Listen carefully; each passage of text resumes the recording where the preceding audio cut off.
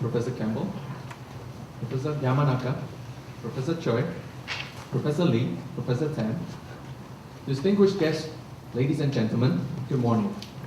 Welcome to the Shaw Prize Public Lecture on Life Science and Medicine 2008. My name is Philip Kam, fourth year medical student at the University of Hong Kong, and it's my pleasure to be your master of ceremony this morning.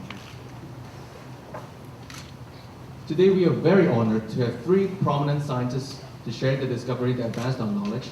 In your presence today, we'll celebrate the pinnacle of science. Our event this morning will be divided into three lectures by our three laureates, followed by a panel discussion in the end that bring our laureates on stage. Now before we begin, may I invite Professor Lapchi Choi, Vice Chancellor, the University of Hong Kong, to deliver his welcoming address.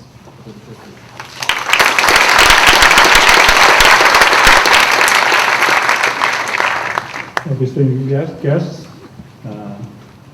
colleagues, students, ladies and gentlemen, good morning. And on behalf of the University of Hong Kong, may I extend a very warm welcome to you all. In particular, I'd like to welcome the 2008 Shaw Prize laureates coming to this particular event at the University of Hong Kong. And they are Sir Ian Wilmot, Director of MRC Center for Regenerative Medicine at the University of Edinburgh, Professor Keith Campbell, Professor of Animal Development at the School of Biosciences at the University of Nottingham, and Professor Shinya Yamanaka, Professor and Director of Center for IPS, Cell Research and Application at Kyoto University, and also Senior Investigator at the Gladstone Institute of Cardiovascular Disease, and L.K. Whitaker, Investigator in Stem Cell Biology at UCSF. Now, as you all know, the Shaw Prize was established with the generous support of Sir Rowland Shaw, who is incidentally an honorary graduate of this university. The prize is an international award which honors individuals for achieving breakthroughs in academic and scientific research or applications and whose work have had a positive and profound impact on society. Every year, prizes are awarded to three areas, namely astronomy, life science, and medicine, and mathematical sciences. I'm glad this year it's Hong Kong U's turn to host a Shaw Prize lecture in life science and medicine, not only because the subject area is closest to my personal interest, but also because it always has the largest number of laureates, which is perhaps a good reflection or indication of timely nature of this area of academic pursuit. The 2008 Shaw Prize in Life Science and Medicine was awarded to Sir Ian, Professor Campbell, and Professor Yamanaka, as was said before, for their recent pivotal innovations in reversing the process of cell differentiation in mammals. Their work has truly advanced our knowledge of developmental biology and holds great promise for the treatment of human diseases and improvements in agricultural practices. Stem cell research is a very hot area in biological science and medicine in recent years. I understand there are various initiatives and discussions on how we can make this area an area of excellence at the university. Therefore, I should really thank the three wise men for coming to visit Hong Kong U, speaking to our staff scientists, our colleagues, and spending time with our students at this opportune time. I know that you're all eager to listen to lectures by Ian, Keith, and Shinya. Let me quickly close by thanking the Shaw Prize Foundation for having this meaningful event every year, for bringing top scientists around the world to Hong Kong, by honoring them with the Shaw Prize, and for letting the academic, future scientists, and the general public in Hong Kong a chance to learn about how great science is actually done. Now please join me again in welcoming Sir Ian, Professor Campbell, and Professor Yamanaka. Thank you.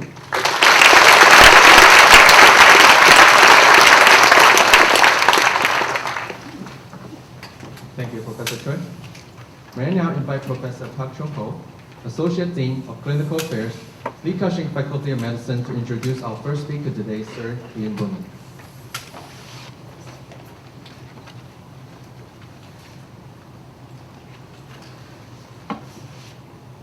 It is my privilege and honor to introduce the first speaker today, Sir Ian Wilmot. Sir Ian was born in Hampton Lucy, which is a small village situated in the middle of England. He graduated from the University of Nottingham in agricultural sciences He then obtained his PhD in the University of Cambridge under the guidance of Professor Christopher Porch. After he has obtained his PhD, he continued his work as a postdoctoral fellow in Professor Porch's laboratory and produced the first cast from frozen embryos.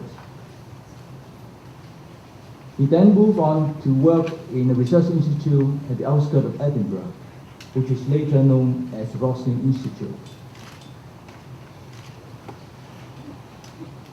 At the Roslin Institute, he has done a lot of work of gametes and embryos. In 1984, he launched a project to try to genetically modify the sheep so that the sheep can produce some proteins in the milk which can be used to treat human diseases. For this method, a few hundred copies of the specific gene have to be inserted into the embryo. In order to establish a more effective method of genetic modification, they looked into the technique of nuclear transfer.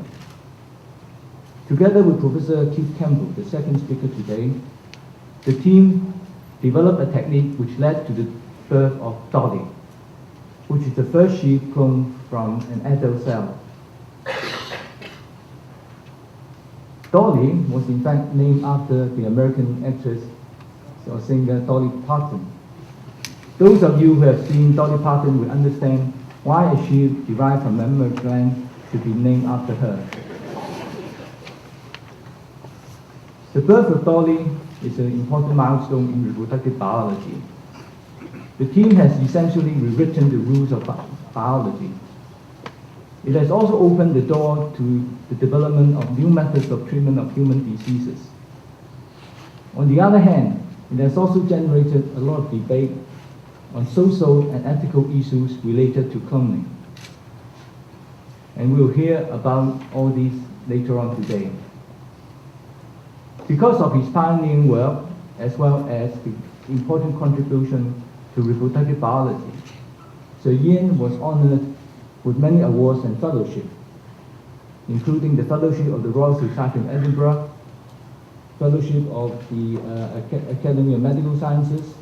He was awarded the OBE and he was knighted early this year. Sir Ian is currently the director of the MRC Center for Regenerative Medicine. The aim of the center was to develop new methods for treatment of human diseases through innovative research on stem cells. And we're indeed very honored and privileged to have Sir Ian today to speak to us on his important work. I would now like to invite Sir Ian to deliver his lecture entitled Implication of the Dolly Experiment. Sir Ian, please.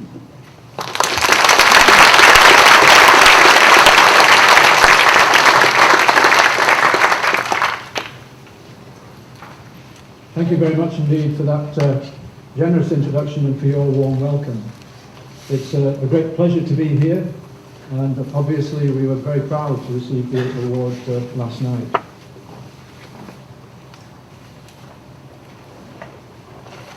One of the things that both Keith and I mentioned in our acceptance speeches last night was the fact that, to emphasize the fact that research like this depends on a great number of people, simply because it requires a great number of different skills and a considerable team effort.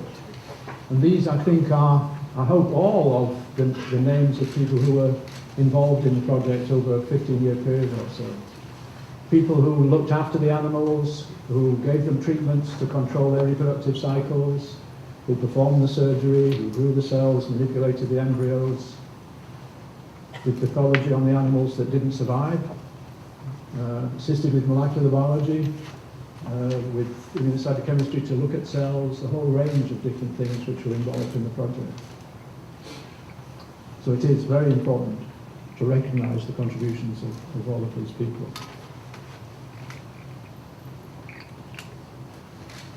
We're all familiar with looking at some sort of representation like this of the life cycle of mammals. I happened to find a copy of a diagram which was the human life cycle. What we're working with is a segment of that, starting on the right-hand side with an unfertilized egg and sperm, which come together to produce a zygote. And you may be able to see in there the two pronuclei, one derived from the chromosomes of the egg and the other the chromosomes of the sperm. Over a period of a few days, these are actually human gametes and embryos. The embryo will divide to get to the 8-cell stage, and after about a week, the final stage, which is shown on this scheme, known as the blastocyst, which is really a hollow ball of cells.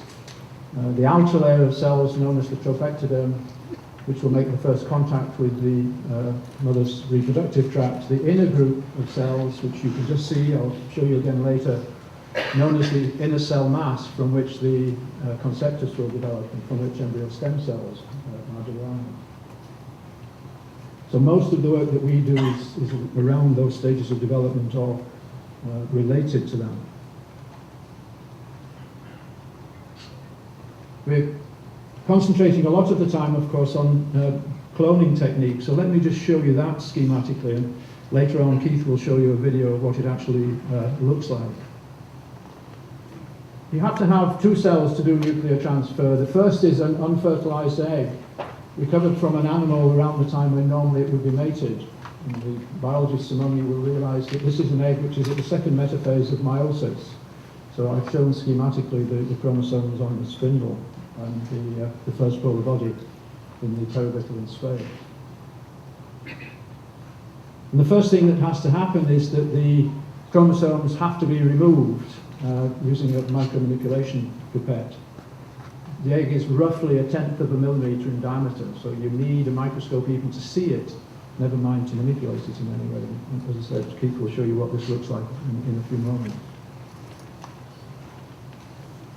You need a second cell which will provide the genetic information which will control development of the reconstructed embryo. And as was mentioned a few moments ago, in the case of Dolly, that cell was taken from mammary tissue of a pregnant ewe, roughly 2/3 of the way through pregnancy. These cells are grown out in culture and treated in carefully controlled ways. As has already been mentioned, it may be a surprise initially, but one of the benefits of this cloning technique is not to produce genetically identical animals, but to take the opportunity to make precise genetic changes in the cells before you use them for nuclear transfer. And this was indeed our initial objective in moving into this technology. I've indicated that schematically by a change of color. And the same pipette will pick up one of these cells so that it can place it into the space between the cell of the unfertilized egg and the outer membrane, the zona pellucida, as the next step in the nuclear transfer process. In our scheme, we use an electric current to do two things at this point. One is to fuse the two cells together as a way of introducing the nucleus into the unfertilized egg, and the other is to stimulate the egg to resume development. If you remember when we first collected it, it was at the second metaphase of meiosis. And if development was going to occur normally, what would happen would be that a sperm would arrive, enter the egg, and do two things. It would deliver half of the chromosomes, and it would stimulate the egg to develop. In the nuclear transfer process, what you do is you use an electric current to deliver the entire genome and to stimulate the egg to resume development. So in a sense, it's replacing the sperm. We then culture the embryos so that there is an opportunity for them to develop through to the blastocyst stage, which I've shown schematically here, and are able to transfer the selected ones into recipients. And the wonders of modern technology.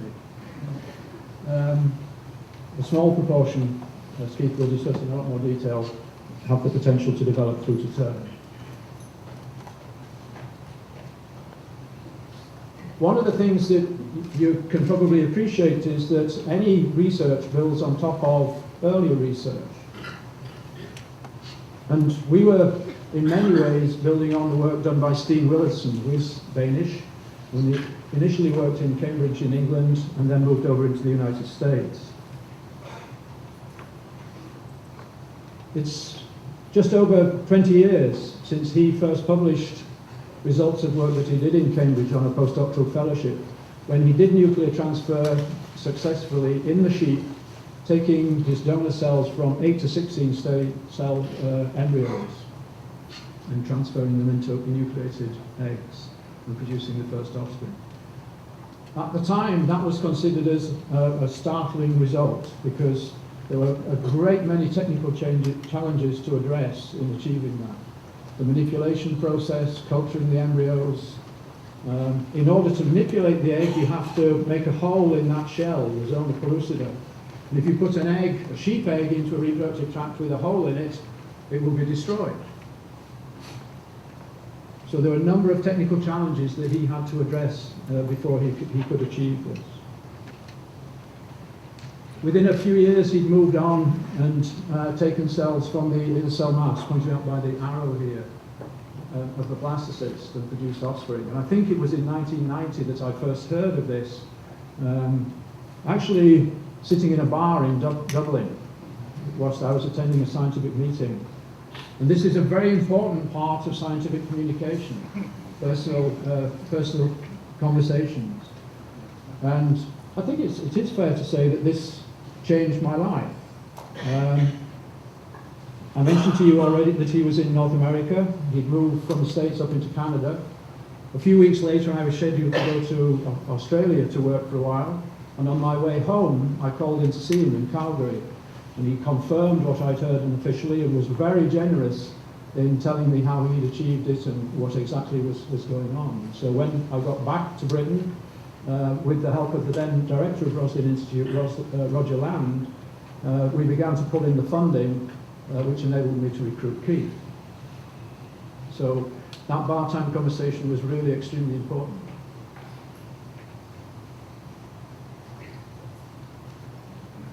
So that's the cloning technology. Why was it so surprising when Dolly was born a few years later? Because it was a shock in the scientific community as well as in the general public. Well, of course, all of the cells of Dolly came from the single cell of an embryo. Same goes for us. We have a huge number of different cell types. Most of those cells have the same genetic information. The way in which those cells form is that there is a sequence of mechanisms which act to carefully bring about changes in gene expression, which lead to the formation of different tissues. And it used to be held, until Dolly was born, that those mechanisms were so complex and so rigidly fixed that it would not be possible to reverse them. And we were wrong.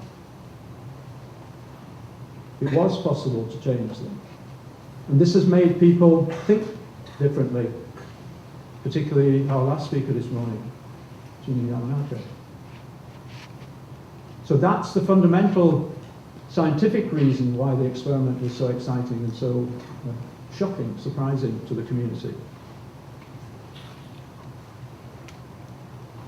Of course, since then, groups around the world have moved on and successfully cloned a variety of different species. You recognize them all, so I don't have to tell you what they are.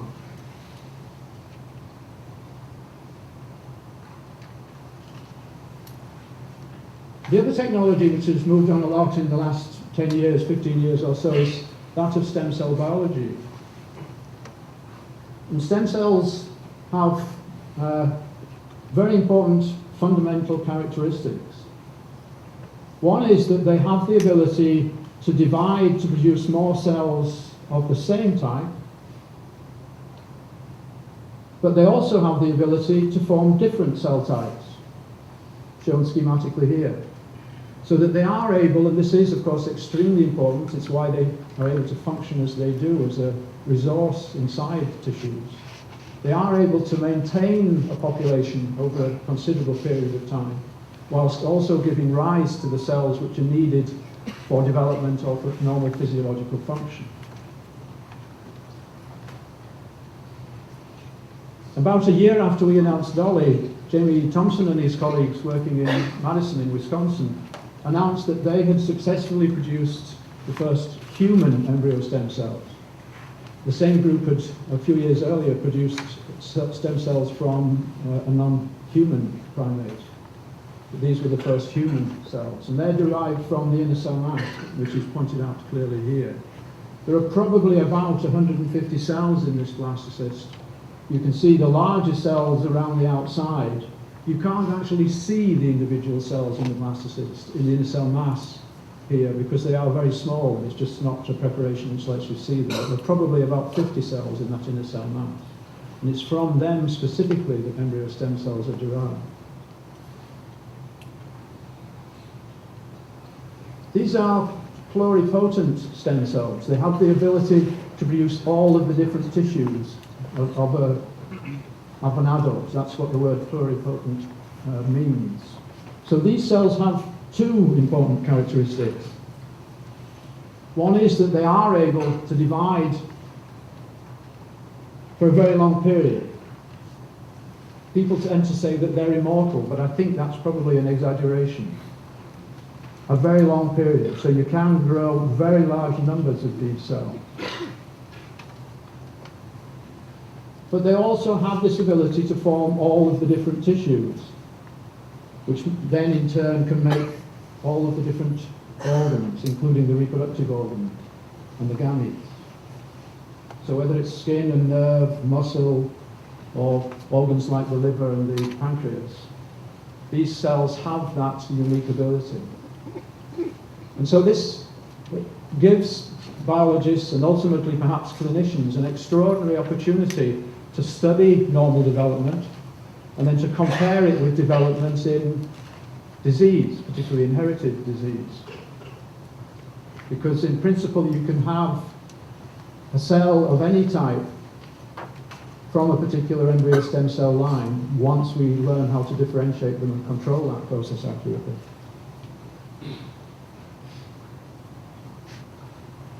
So what I want to do for the rest of the talk is to bring these two areas of research together and to show the way in which Dolly has ultimately influenced our approach to stem cells and will help to create great new opportunities in research and perhaps ultimately in therapy. So clearly you can use the technology to make genetically identical copies of animals. You can use it to make genetic change. In principle, you can make stem cells from cloned human embryos. And it has, as I've already indicated, contributed to new knowledge, new understanding of development. In his lecture in a few moments, Keith's going to talk about the top two, cloning animals and genetic change. What I want to concentrate on is the influence of this research on stem cells and how we can use them.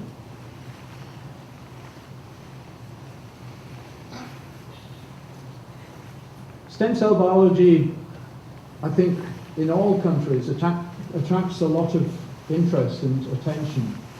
And the usual emphasis is the idea of taking cells and using them to treat somebody by transplanting them into the person, cell therapy. Certainly in Britain, that's the aspect which receives by far the great majority of public interest. I think in our haste to think of that application, we overlook the opportunities that there will be in drug discovery. And so that's what I'd like to talk to you about. There are many reasons for this, which I hope will emerge during the lecture, but one is just sheer practicality. If you go back to the idea of putting cells into patients and think how many people there are who for instance, have type 1 diabetes, spinal cord injury, and Parkinson's, to name the three diseases which are probably most commonly associated with stem cell research. It's a huge number. So the technical and economic challenge in producing cells for that number of people, which have to be of very high quality, precise stage of development, and learning how to put them into an effective way, into an appropriate position in the patient's body, is a huge continuing challenge. By contrast, if we can find ways of using this to produce drugs, the pharmaceutical industry is used to producing small molecules, packaging them, It's easy to distribute them not only around the developed part of the world, but globally. And people will begin to ask the question, not only can we use this as a way of treating degenerative disease, which is what I'll concentrate on, but can we find ways of stimulating the cells in the patient's body to repair the damage which has been done? And in some cases that may prove to be true. And it will be so much easier to do than thinking of transplanting cells. So there are many reasons why using these cells for drug discovery will prove to be an important stepping stone. I also think that in the process we'll learn an awful lot about stem cells. The requirements for the cells to use for drug discovery are not quite so high. If not quite all of the cells in your culture have been converted to the cell type that you want, it may not be catastrophic. Whereas if that was the case in cells you put into a patient, it might be lethal. So if during the next 5-10 years we can learn a lot about producing cells of a particular tissue type, that may help cell therapy further into the future.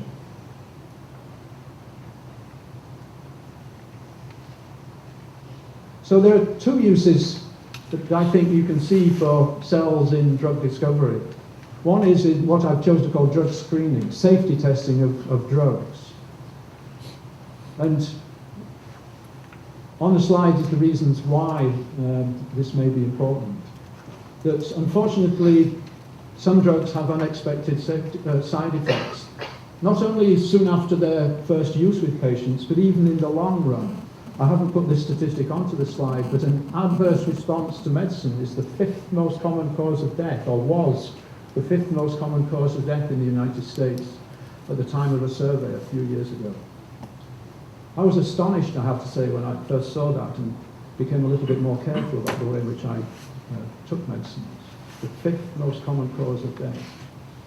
Now, it may very well be that this is in older people who perhaps are taking a number of medications and there's an interaction between them, but even so, it's a frightening statistic. From the point of view of the pharmaceutical company, these side effects lead to withdrawal of compounds comparatively late in the process of developing a drug. And these are very expensive processes, so it wastes money.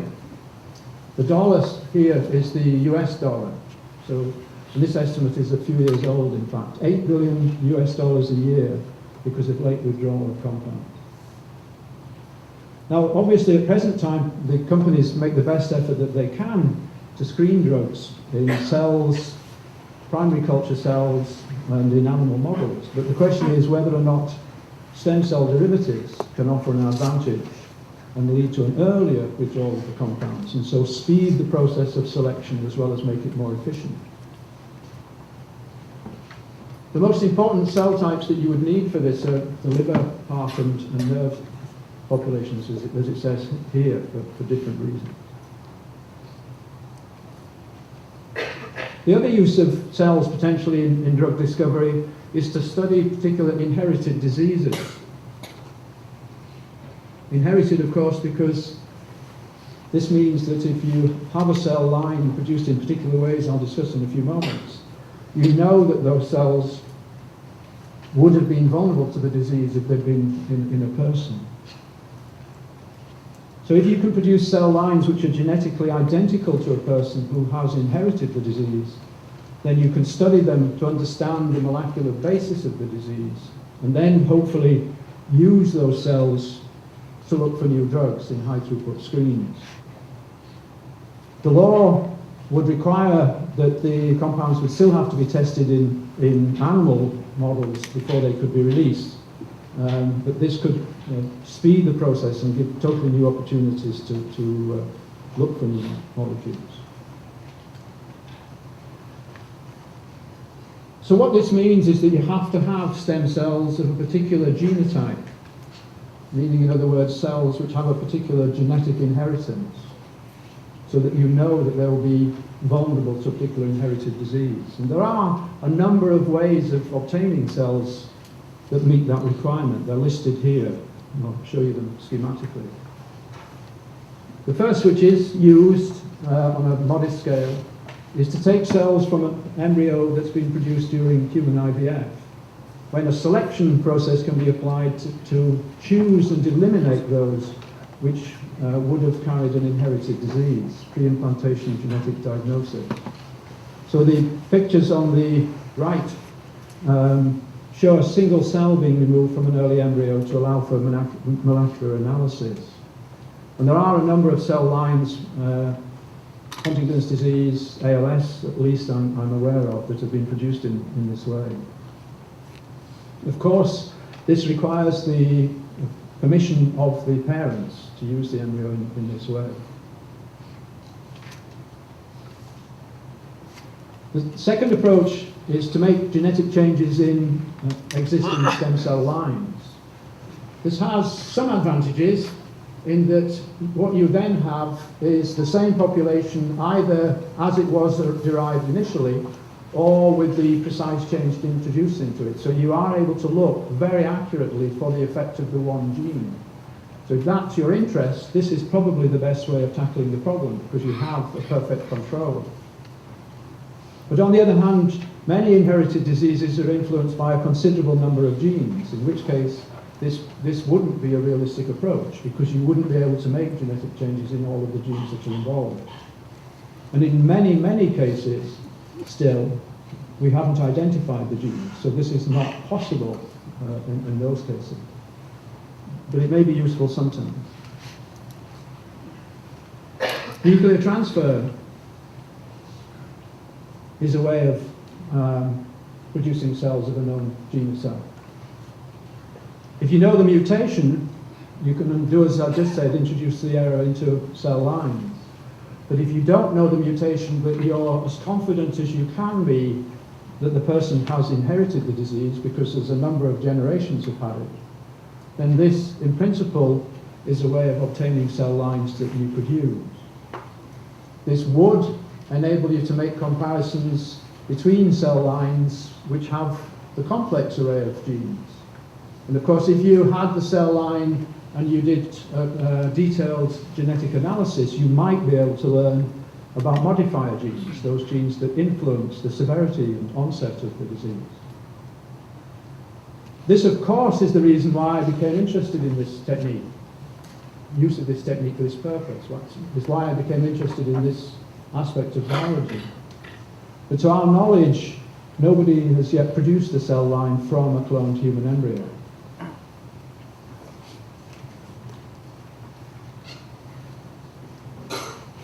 The last of my four techniques is the one that was devised by Shinya, and I wouldn't presume to describe it to you in his presence. He's going to do that later on.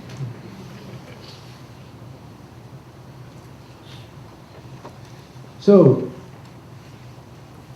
what you're looking for is a technique which can produce cells which have inherited the disease in order to create new opportunities to study the molecular mechanisms and then use them for high throughput screens. And there are some diseases which you might study in this way are listed here.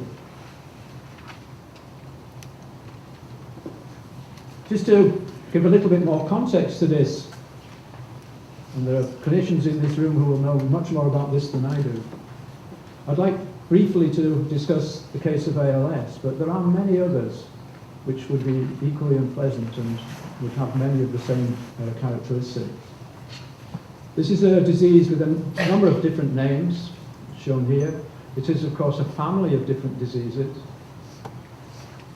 Do we have anybody in the room who has a family member who has one of these diseases? No. I've been using this picture of the lady in the wheelchair for so long that I rather imagine that by now she's passed away.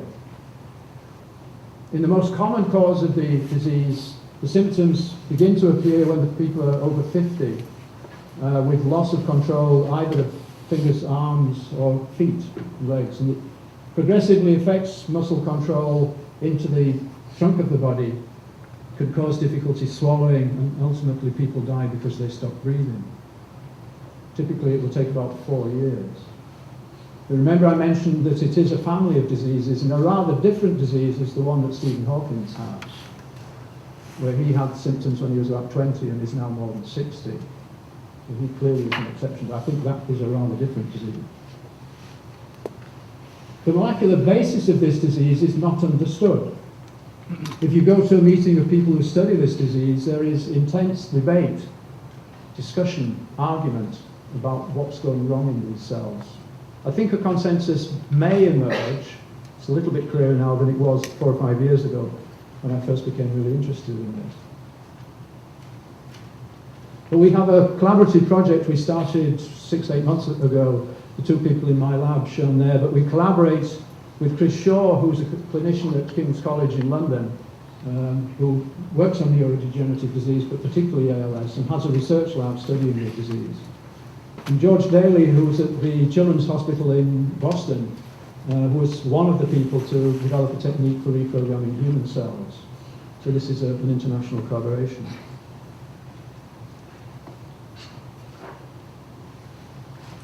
In rough terms, in 20% of cases, 10% of cases, there is a clear family history, a dominant effect of a mutation. But in 2% of those, overall, 20% of those, it's associated with one gene which has been identified for a number of years. 2 other genes have been identified recently, one of them published and one still not published. Despite, that's the number that have been identified so far, despite intensive research over quite a long time. As you'd expect molecular biologists to do, if you identify a gene as being associated with a disease, the first thing that you do is turn it off in experimental animals and ask, is this a loss of function? And the answer is no. There isn't an obvious ALS-like phenotype in mice in which both copies of SOD1 have been turned off. On the other hand, if you put one of the mutated human genes into experimental animals and overexpress it, they do develop symptoms like motor neuron disease, ALS. And so the conclusion is that this disease results from the effects of a corrupted protein, which is damaging things in some way not understood. And so it is possible to use experimental animals to test new drugs. But Chris Shaw tells me that you can test almost literally a handful, a very modest number in a year, at the cost of many thousands of pounds. So it's a slow process.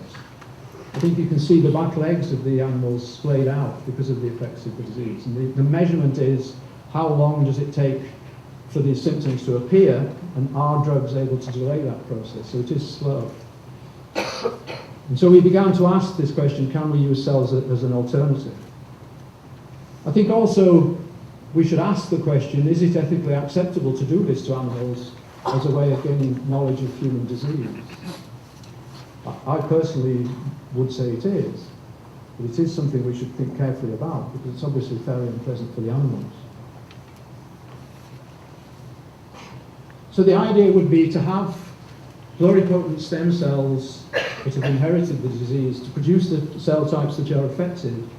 And in the case of motor neuron disease, it's known to be both the glia and the motor neurons that are involved. And then to define a change, it's likely to be something different about the location of proteins, and look to see if any drugs can stop that process from taking place in the cell. Now I'm very excited about this, very hopeful about it, but we have to face the fact that it may not work. We may not achieve our objective. Remember that I said that typically the symptoms appear after 50 years. So will we be able to identify changes in cells within a period of weeks, maximally, preferably days? It does involve 2 cell types. They do influence one another. So some of the effects could only be studied by having a co-culture system. We are utterly dependent on being able to produce relatively pure populations of these 2 different cell types, of being able to produce numbers of them in some way, whether it's by multiplying the pluripotent cells or some sort of precursor population. And as we begin to think of moving on to these sporadic cases where there is an environmental influence, how could you possibly think of mimicking the effect of the environment?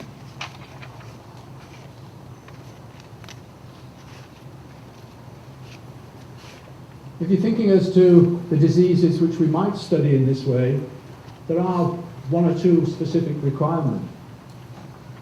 You must be able to produce the tissue which is affected, cells of that tissue, but you do not need to know the mutation, because you can, as long as you're reasonably confident that the person has inherited the disease.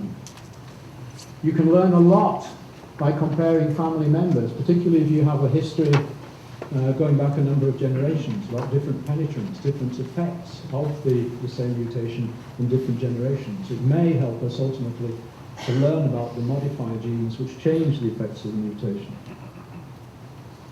And there are a very great number of different diseases which might be studied in this way, listed here. I have a colleague in Edinburgh who was very keen to work on schizophrenia using this approach. Many cancers, of course, have a genetic contribution.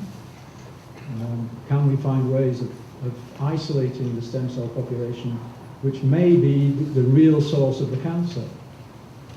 Many of you will know that people argue that the drugs that we have at present kill the bulk of the tumour, but not the stem cells, which may be the source of that tumour.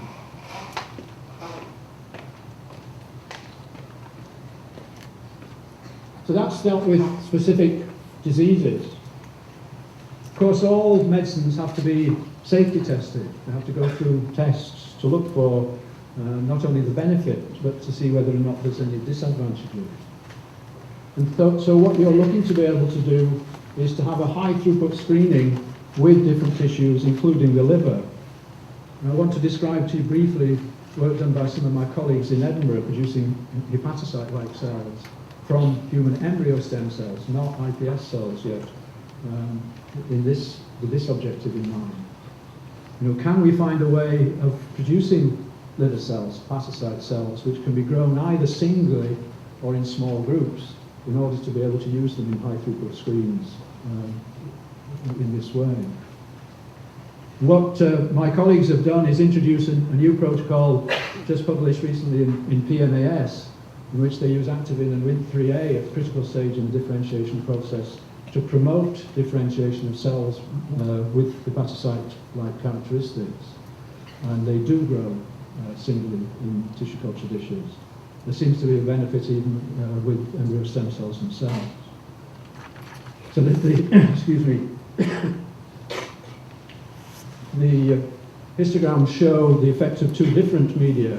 The activin and Wnt on the left-hand side contrasted with the previous treatment, which was activin and sodium butyrate. And you can see differences in urea production and in fibrinogen production, two characteristics of liver physiology. But what they're really interested in is whether or not these cells express key enzymes which are involved in the metabolism of drugs, which biologists among you will recognize. And you can see quite distinct activity in the group of cells produced by the activin and Wnt treatment. Second way of assessing the normality of the cells is to put them into animals. So these have been put into immune deficient mice into the spleen, where you can see colonies that were established with hepatocyte-like characteristics and producing species-specific albumin into the circulation of these animals. The reason why the result is expressed as an induction, a comparative induction, is that there is a cross-reactivity with the albumin in the animals that we use. You can see the histograms on the right simply represent the timescale of the production of albumin again, and alpha-1 antitrypsin, which is another protein which is produced by the liver. So what my colleagues believe is that they are approaching a point at which they can produce from embryo stem cells cells that could be used in high throughput screening, as well as ultimately perhaps in cell therapy. Not necessarily in transplantation into patients, but in an artificial liver which might be used in a bypass function for a while. The person who's done this work or led this work, because again it's a collaborative project of course, is David Hay, and his email address is at the top of the slide if anybody's really interested in this and would like to know some more. So what I hope I've shown you is that what's emerging from experiments done 10 years ago with sheep is technology, and lots of other things of course, but I think we made a contribution, is a technique which may help in drug discovery, because you may be able to have cells with a particular selected genetic makeup, selected genotype. Lots of people are learning how to differentiate into particular cell types. And taking these two characteristics together, the populations will be available repeatedly over a period of years, and that's exactly what people want in the pharmaceutical industry. And there is the opportunity to take the cells from patients of known vulnerability, either to a particular inherited disease, or of course families are identified that have been vulnerable to medicine. I think the potential benefits are safer drugs, possibly produced more economically, the probability of having treatments for some diseases for which there isn't treatment at the present time. It is important to work through the reality that this will take quite a period of time. You know, if you think through the process of producing cells from patients who have inherited disease, differentiating them into the particular affected cell type, understanding the disease, beginning screening, getting to the point where you can move on and do preclinical tests in animals and then ultimately clinical tests in patients. It's at least 10 years before this could come through. Which you'll understand is not what a patient who already has motor neuron disease wants to hear. But that is the reality.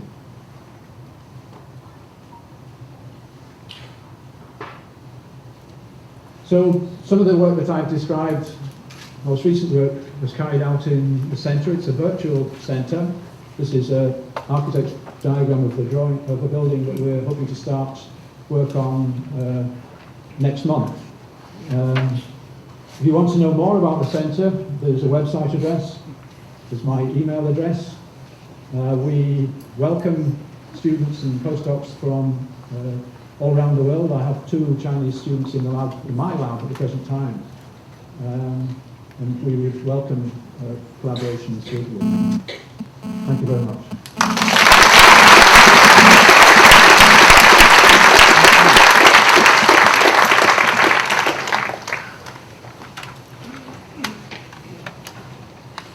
Thank you very much, Mr. Lian, for this inspiring lecture. We can have a short question time of 5 minutes. There will be a panel discussion at the end, so I have to restrict the question time so that we will finish on time. So any burning questions from the audience?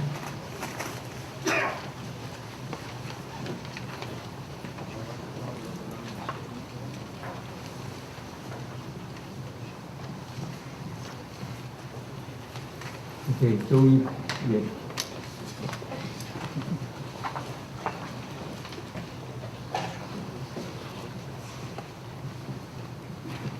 Thank you very much, Ian, and congratulations. Your new approach of thinking of using these stem cell technology to generate cell types with which you can then screen drugs and so on.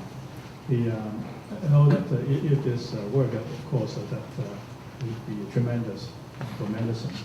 But many of these cells, actually patient cells, they actually don't survive. And then you try to regenerate those cells, would it be so difficult to keep these cells actually alive, because the problem is that these cells are dying in the first place. And then they're talking about keeping them alive, and it's not just the B cells alone.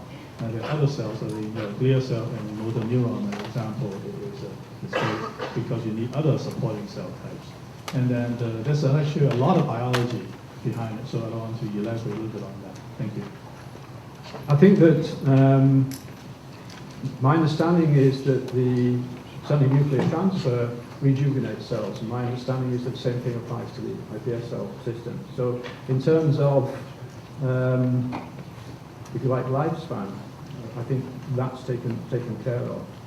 There's no doubt that there's evidence that the IPS system is less effective with cells from older people, but people have developed one or two strategies to overcome that limitation. So I think that unless there's been secondary mutations, I think we can be reasonably hopeful that this system would work and that cells could be produced.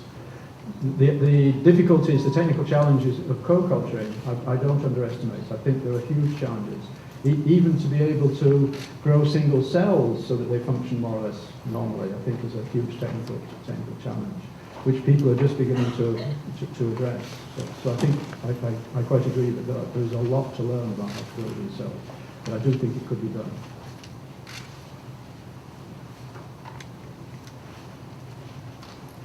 Well, if there are no further questions, I would like to conclude this session by thanking Sir Ian. He has given a very inspiring lecture showing the wide implications of the dot experiment. And there are a lot of potential for treatment of human diseases. I also understand now why there's a bar in the senior common room in the university, so that we can have better exchange of ideas. Maybe the dean can look into the possibility of having a bar in the faculty. So I would like to invite all of you to thank Sir Ian in the usual manner.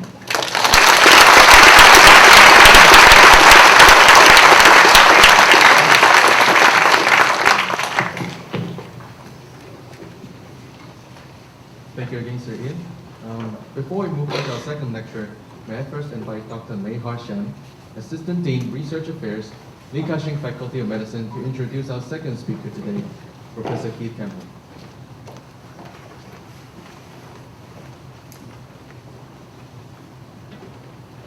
It is my pleasure to introduce Professor Keith Campbell in this great occasion. Professor Keith Campbell grew up in Birmingham, England. He also spent a part of his childhood in Perth, in Scotland. He was first trained as a medical laboratory technologist before he went to the Queen Elizabeth College in the University of London and did his BSc in microbiology. He worked for a few years, but then he decided that he would like to pursue a postgraduate study. The opportunity came. He was awarded a Marie Curie postgraduate research fellowship in 1983, and he went to the University of Sussex and did his PhD. He worked with a project that is a collaborative project between Drs. Chris Butt and Paul Nurse, and he looked at oocyte maturation. So around that time, those times, so his work on the cell cycle control in xenopus, I'm sure that have no doubt contributed to some of his thinking later in conceiving the cloning of Dolly. In 1991, he went to the Roslin Institute in Scotland, together with Professor Ian Wilmot. They first cloned two Welsh mountain lambs, Megan and Meringue, in 1995 from embryonic cells, then followed by the cloning of Dolly in 1996 using adult somatic cells. So soon in 1997, he moved to the PBL Therapeutics, where he's the head of embryology. So in the following years, he continued to contribute in the field of cloning. They made the first gene-targeted lamb in the year 1999, followed by the cloning of the piglets using somatic cells in the year 2000. So since 1999, he had joined the University of Nottingham as Professor of Animal Development. I met Professor Keith Campbell when he first visited the University of Hong Kong as an invited lecturer in a course on transgenic technology that we organized. It was in December 1996. This is an interesting and a significant time because at that time, Dolly was born, but the paper was not yet published. It was not yet published until February 1997. So what did he talk about in his lecture? He was talking about embryonic stem cells and alternatives in the production of transgenic farm animals. he described the alternative, which is the somatic cell nuclear transfer technology that we all know about now. It has been since used in many laboratories to clone many other animal species, but also it is used to derive embryonic stem cells, including human embryonic stem cells. I still distinctly remember his talk because he spent a long time explaining meticulously what he thinks the control of cell cycle might have contributed to the success of his cloning experiments. Well, I believe that this is quest for the alternatives and also the courage in trying out novel approaches that brought him and his team and the team to success. So today, Professor Keith Campbell is here with us, delivering his Shaw Prize lecture entitled Cloning Jolly 10 Years On, Understanding and Improving the Efficiencies of Development. So, Professor Keith Campbell.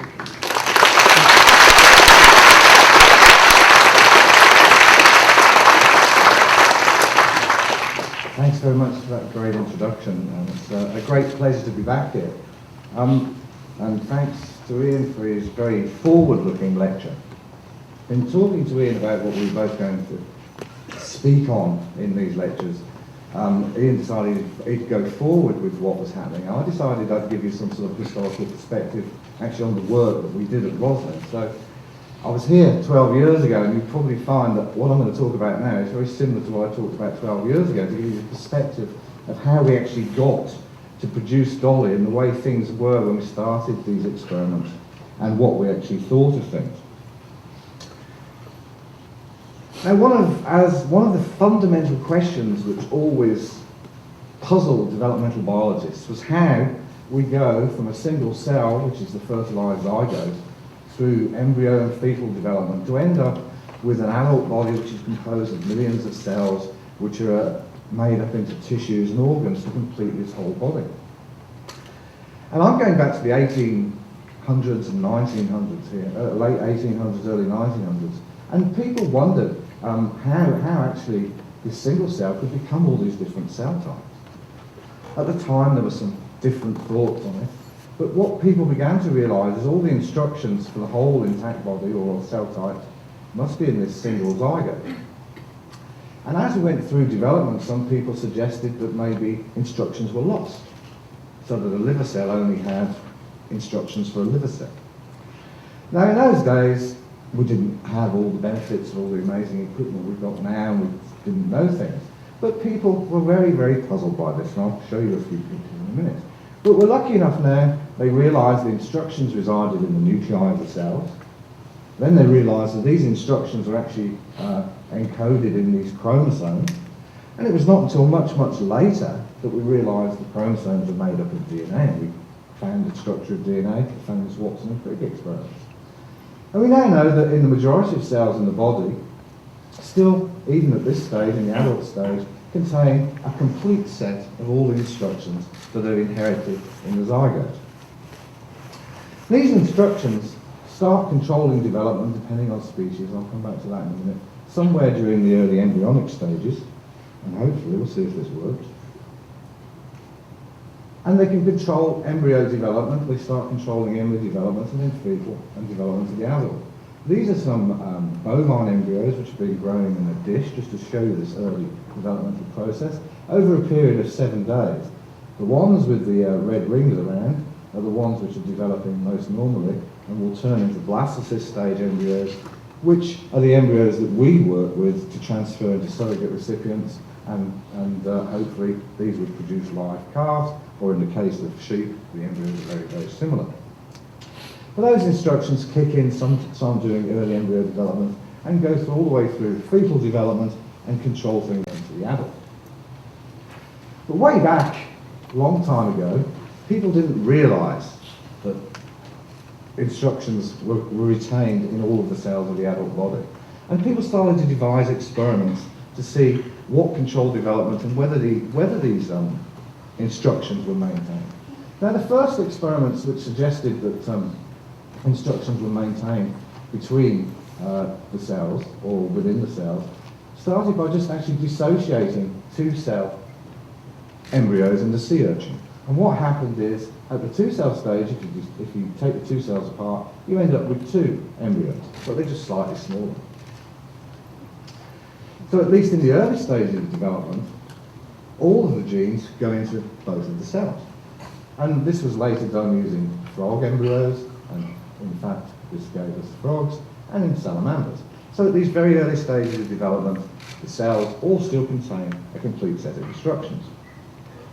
However, as development goes on, you can't start dissociating. We know that the cells change. But the question was whether they still contain the instructions. Now, why was cloning invented? We didn't invent cloning as a means to genetic manipulation. It gave us the route to genetic manipulation. The first suggestion of cloning came from 2 sets of experiments. And really it was this experiment by Hans Spemann, which is shown here on the right, which is the first cloning experiment. What he did is he took some salamander eggs, and in those days what was the most important piece of embryo equipment, which was a piece of baby hair, because it's very fine and very strong, and he tied it around the embryo, or the zygote in this case, so that the instructions were kept in one half of the embryo. As you can see, the half which contained the nucleus or the instructions started to divide. A little while later, he came along and he loosened off the baby hair, allowing a nucleus to passage over this cytoplasmic bridge. And this half of the embryo then started to divide, and he ended up with twins. So this really was the first cloning experiment. It was just producing twins by preventing development early on and then allowing secondary development to occur by putting a nucleus into an enucleated portion of cytoplasm. Now, Spemann thought about these experiments and decided this would be a great way of actually tracking whether cells in the body or cells during development still kept all of the instructions. Now, unfortunately, he suggested these experiments in 1938, and unfortunately, Spemann died not long after. But in 1938, technically, it was more or less impossible to do these experiments. They could make normal tadpoles using nuclei taken from the blastocyst stage of development. That's about 4,000 cells from the frog. And a little while later, John Gurdon, and this is actually John Gurdon's PhD thesis, this is when he was a student, he showed that he could actually take tadpole epithelial cells from the intestinal epithelial cells, the cells that had specialised, and he could actually not only produce tadpoles, but he could actually produce adult xenopus. So he could recapitulate the whole of development using the genetic material from an apparently differentiated cell. Unfortunately, in further experiments, he was unable to produce adult frogs, although he did obtain tadpoles when he used cells from an adult. Well, I think there are other particular problems associated with cloning in the frog, which are different to those we see in mammals. Now, in these early experiments, obviously back in the 60s, we didn't have all the modern molecular biology techniques that we have nowadays to identify that they were clones. So simply used colour markers. So he took cells from an albino frog and eggs from a normal pigmented one, and then all the clones came out as albinos. And it's very much the way we started work, as I'll show you, with our sheep, where we used to use different breeds, because immediately they're born, you know that it wasn't just a chance mating in the field while you weren't looking. So what happened in mammals? Well, again, a frog egg's 1.1 millimetres in diameter. It comes nicely wrapped up in some jelly. You can wander around the lab with it with a pair of forceps. And you can do lots of things with it. You don't even have to enucleate a frog egg. You can simply inactivate the genetic material using ultraviolet light. However, if you use ultraviolet light on mammalian eggs for any length of time, it actually kills them. And if you inactivate the genetic material in the mammalian egg, they will not divide. So we had to wait until people started to develop manipulation equipment. Now this is quite modern, recent equipment, and this is one of the setups that's in my lab. But we have these very fine manipulators attached to a high-powered microscope, and we can make very fine glass pipettes with pipette puller and forges. And then we have this, as Ian described earlier, a machine which will create electrical pulses and allow us to fuse our embryos together. Now, just to show you, if this will work, some of the process. This is actually a cow egg, and it's being held here by suction. And along we come with a nice sharp glass with pat here. Now we can't see the genetic material, but we know it should be located under the polar body. So we can move the polar body, the first polar body, and aspirate some cytoplasm from just below that polar body basically. So we're using suction, we pull out some cytoplasm, which is the polar body and some cytoplasm. And then, so that we don't expose the egg to ultraviolet light, we move it at the way and we use a DNA-specific dye, and you can see two areas of fluorescence there. And that shows the DNA from the polar body and the metaphase plate, which was taken out from the egg. So then we can come along and we can place another cell in there and do the fusion process as Ian described. So, in the 1980s, nuclear transfer was started, but it was started actually in the mouse. It was not very successful in the mouse, so I'm not going to describe that. But Ian described the experiments of Stephen Willison, who showed that he could take the nuclei from embryonic cells in sheep at about 8 to 16 cells, and he could recreate an embryo and obviously get live offspring.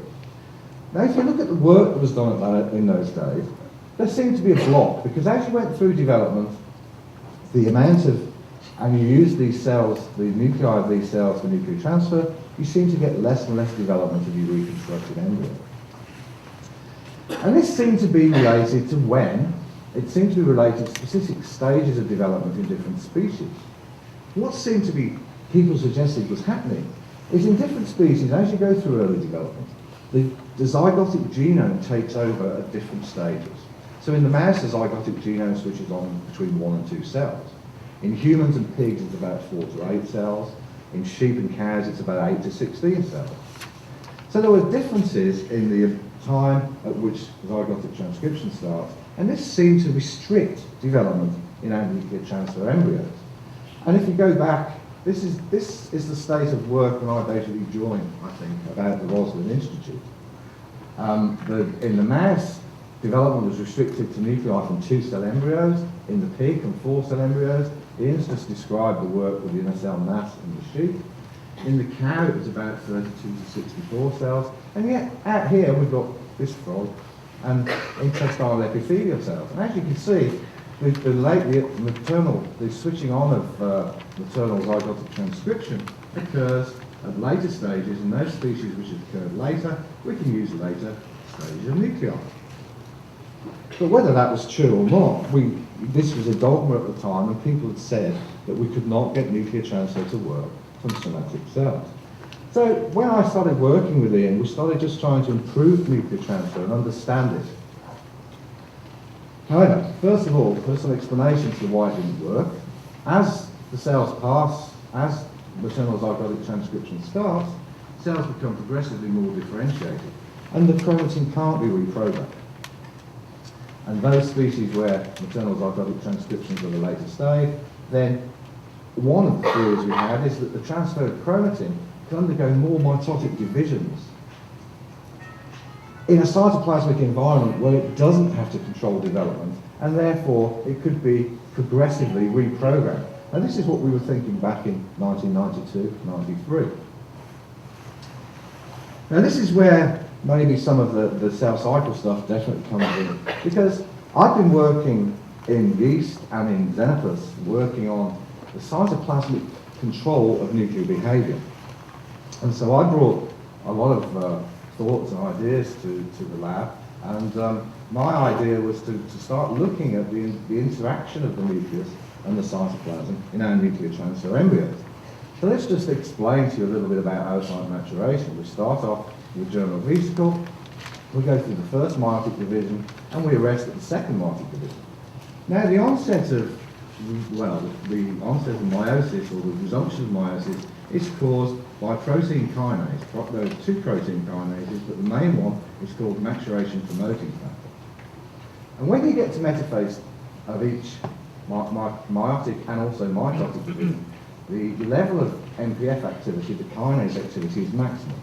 And when we arrest at metaphase 2, or the unfertilized egg stage, we arrest with a high level of kinase activity in the cytoplasm of our egg.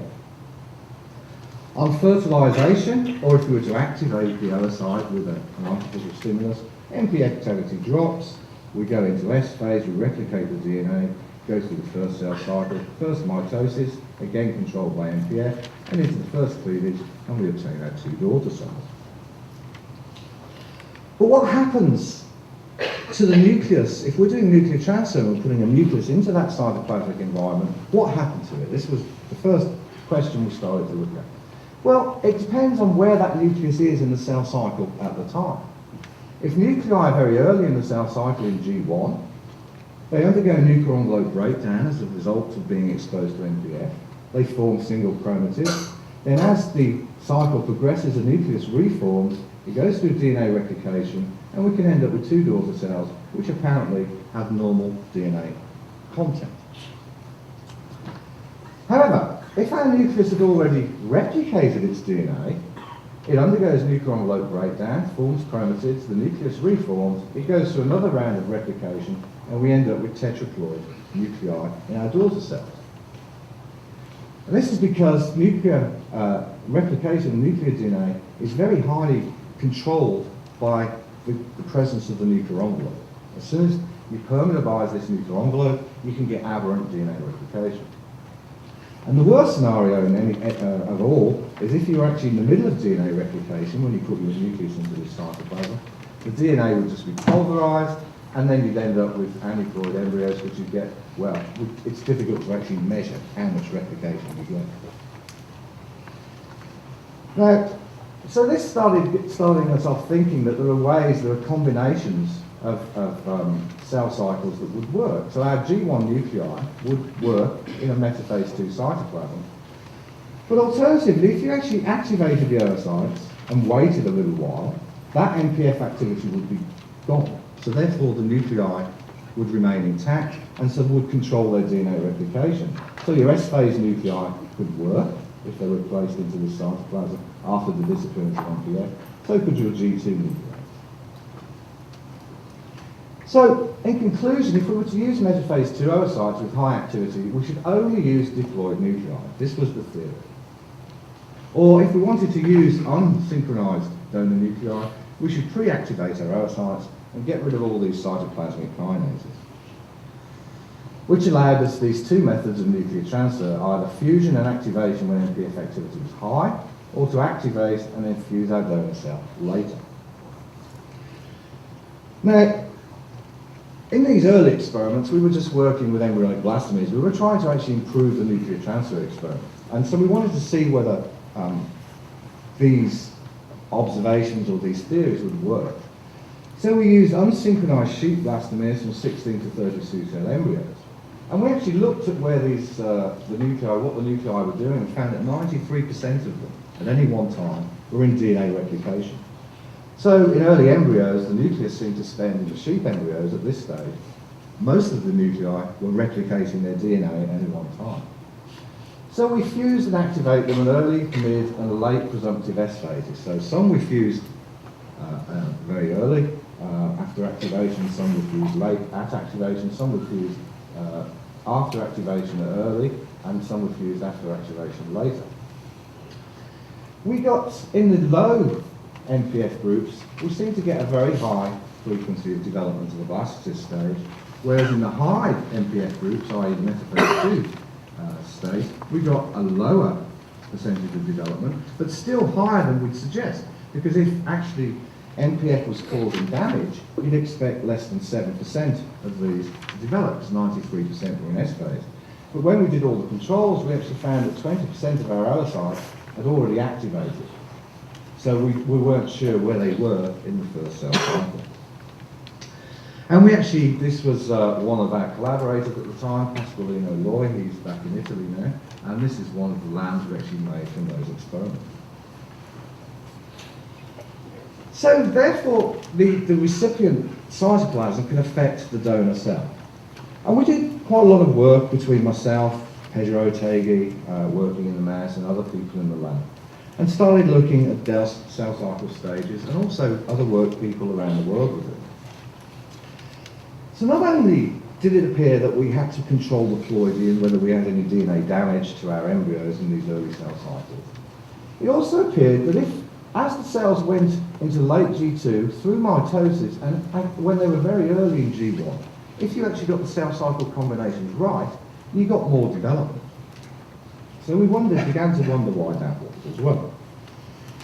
Now, I just want to mention, as I said, during early development, there was little or no transcription from the zygotic genome.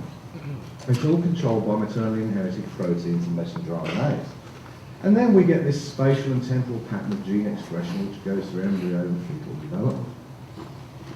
Now, when we do nuclear transfer, we have to recapitulate all of this, but we also have to stop doing what the nucleus was doing before it was transferred. So it has to switch off transcription and somehow modify itself to go back to this stage. So why would these cells which are in late G2, mitosis, or G1 be more useful at doing this, switching off transcription and modifying the chromatin? Well, one suggestion we had at the time was, at this point, we get a reduction in transcription because changes in order of the chromatin to form chromosomes to go through mitosis actually displace transcription factors. So it's just torsional changes in the chromatin, gets rid of transcription factors and changes the chromatin. So that's why we may be getting more development. So those were the experiments we've done using embryonic blastocysts. Now, as Ian said, there were many reasons people wanted to do nuclear transfers in somatic cells. One of them was still Speymann's original question, are nuclei equivalent? We wanted to clone from adult animals, and we wanted a route to genetic modification in farm animals due to their long generation times.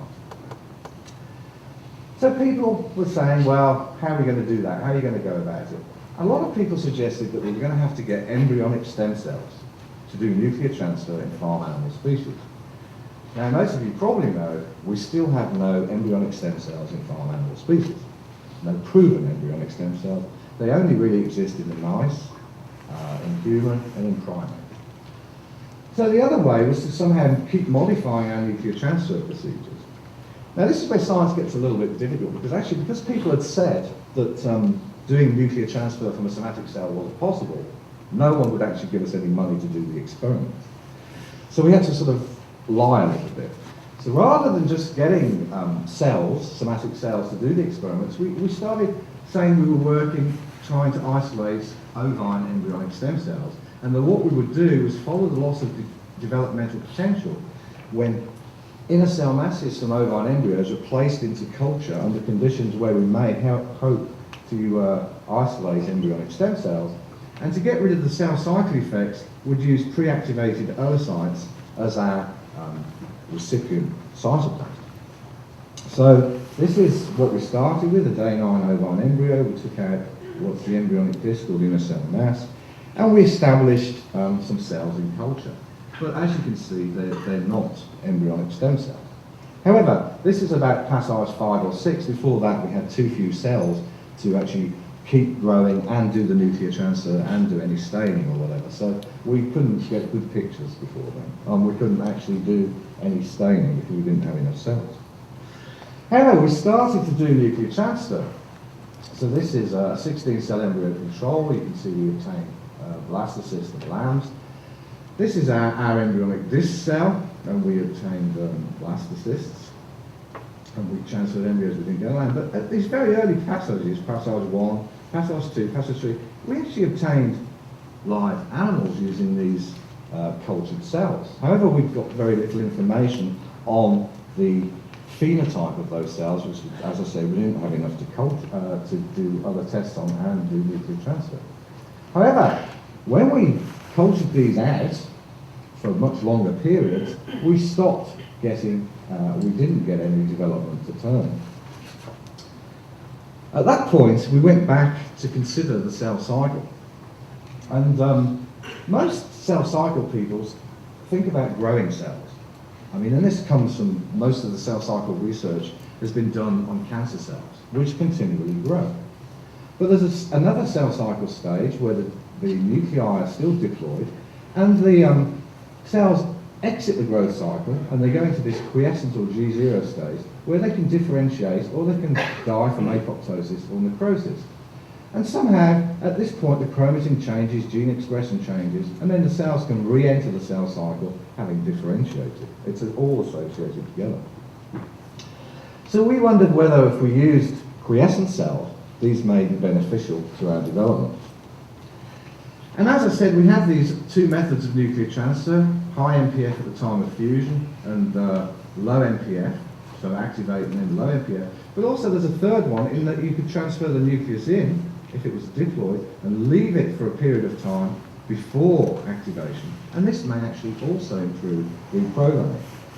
So we took our sheep cells that weren't giving us any development, we put them into quiescence, and we did all three of these methods of nuclear transfer, and they have very strange names here, but never mind. But as you can see, we obtained live lambs from all of the methods. So our cells at late passages, which we put into quiescence and then transferred either into metaphase 2, G1, or metaphase 2 prior to activation, at activation, or pre-activated oocytes, gave us live lambs. And as was said, these were the first two that survived, and one of them is still alive now. Actually, they were born in July 1995, and they were called Megan and Lorak, and they were produced. By this time, we knew these cells had differentiated, because there were enough cells to look at them with molecular markers and to a lot of staining. And so these were the first two animals we produced. At this point, everyone was very excited, and so we immediately went back. Those were two females. People said, oh, well, probably can't do it with mammals. So we took a male embryo, made some cells, did the same experiments, and produced these 4 male lambs. We then had some money, so we were pushing it, so we went one step further. We took a day 26 fetus, a bit further through development, made some fetal fibroblasts, did the quiescence and the nuclear transfer, and obtained these 2 Welsh male lambs.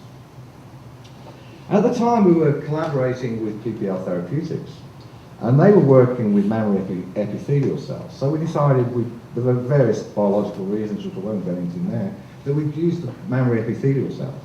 So we used those, and we obtained Dolly. At this point, all hell broke loose in the world, and people said, well, a number of things happened. People said, A, you've made it up, well, we managed to prove that. But those that were really observant said, yeah, that's a beautiful clone lamb. How come it's got 5 legs? Now, the reason it's got 5 legs is because this leg here is actually its mother's leg. The photographer at Nature didn't realise that, so left it in. But if you look very carefully, she's got a leg there as well, so she has 5 legs, and they're odd. And the other question which everyone wanted to know, which is what was answered earlier, is why she's called Dolly. Well, that's why she's called Dolly. Anyway, so just to get back to the science.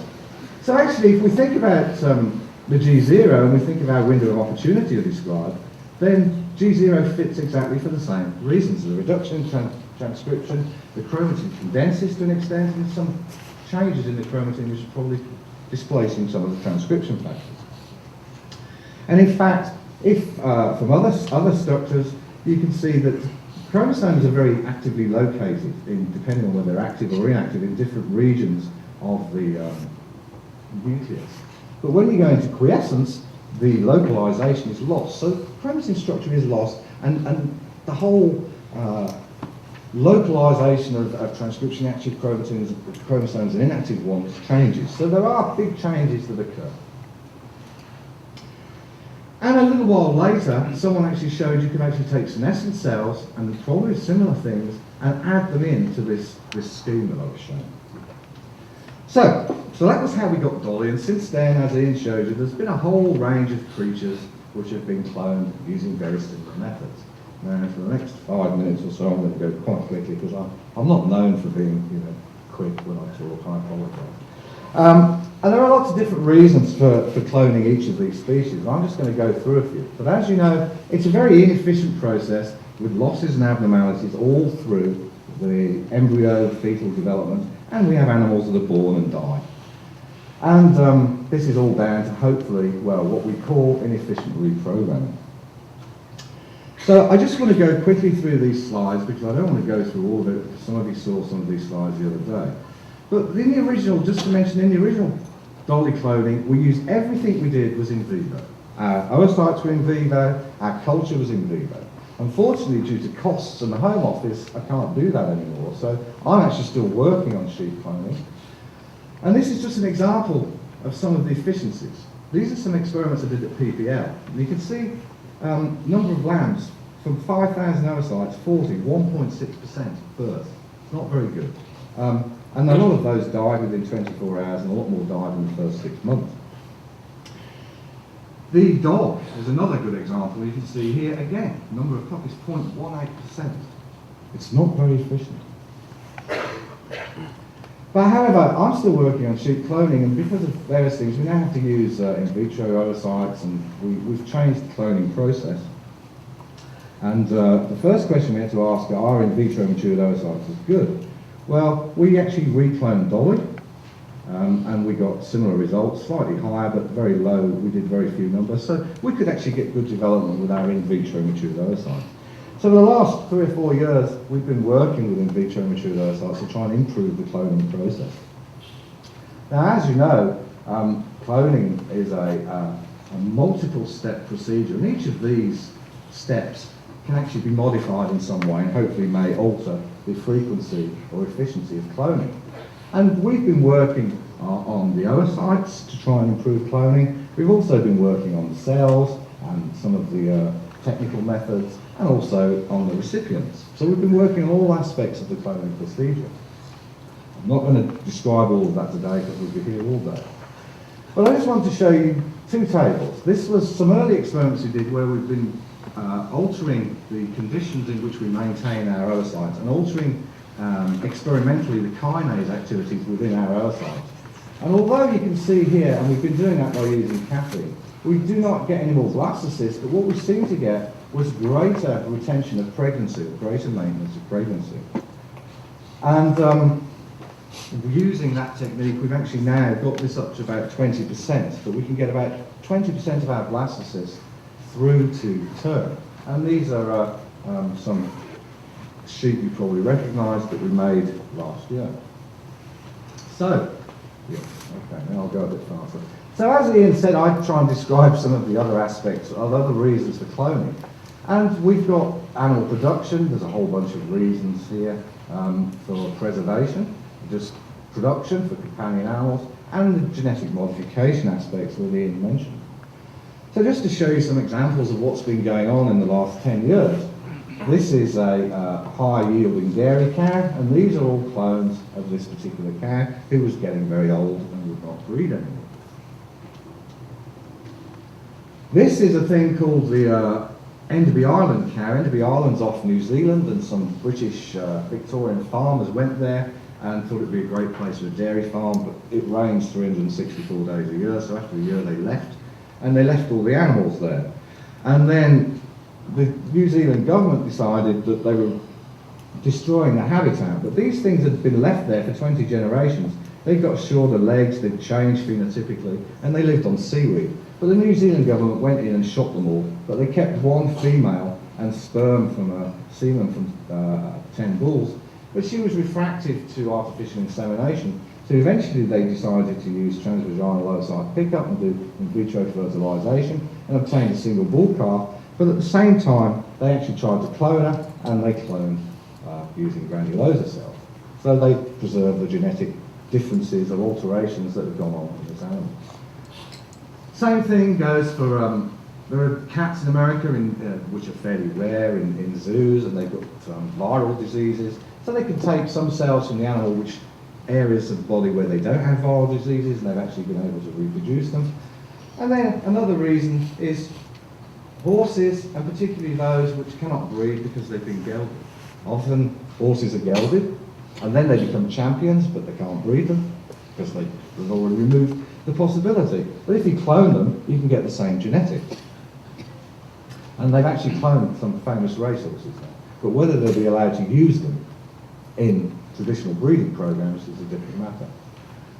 There's some rarer animals we're using very closely related. At the moment we still need basically an egg from the same species, but they're, quite closely controlled thing. So this is a mouflon, which is supposed to be the forerunner to our modern sheep, and this was cloned using an egg from a domestic sheep. And this is a cow which was cloned. That's not what it turned into, unfortunately. This died, but that's what it would have turned into, which was cloned using an egg from a cow, which is fairly closely related.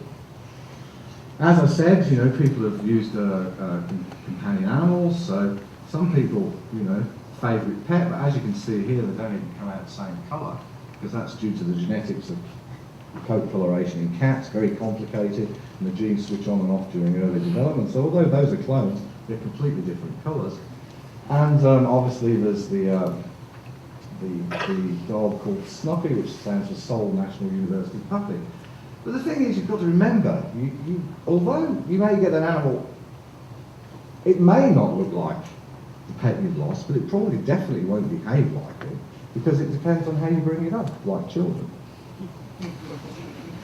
So there's also been, we can also use cloned embryos for a lot of early research. We've done a lot of work on the epigenetics in early embryos, looking at differential histone acetylation, DNA methylation, all the epigenetic changes which hopefully are regulating early development. There's also the use in genetic modification, and as we said, this provides a route to precise genetic modification, not just the addition of genes. And can be used in a whole range of areas: biopharmaceuticals, nutraceuticals, xenotransplantation, alteration of production traits, disease resistance in animals, and to produce models of human diseases. Here's some work, obviously, just showing the production of biopharmaceuticals. We can end up with a nice pure product from the milk of various farm animal species.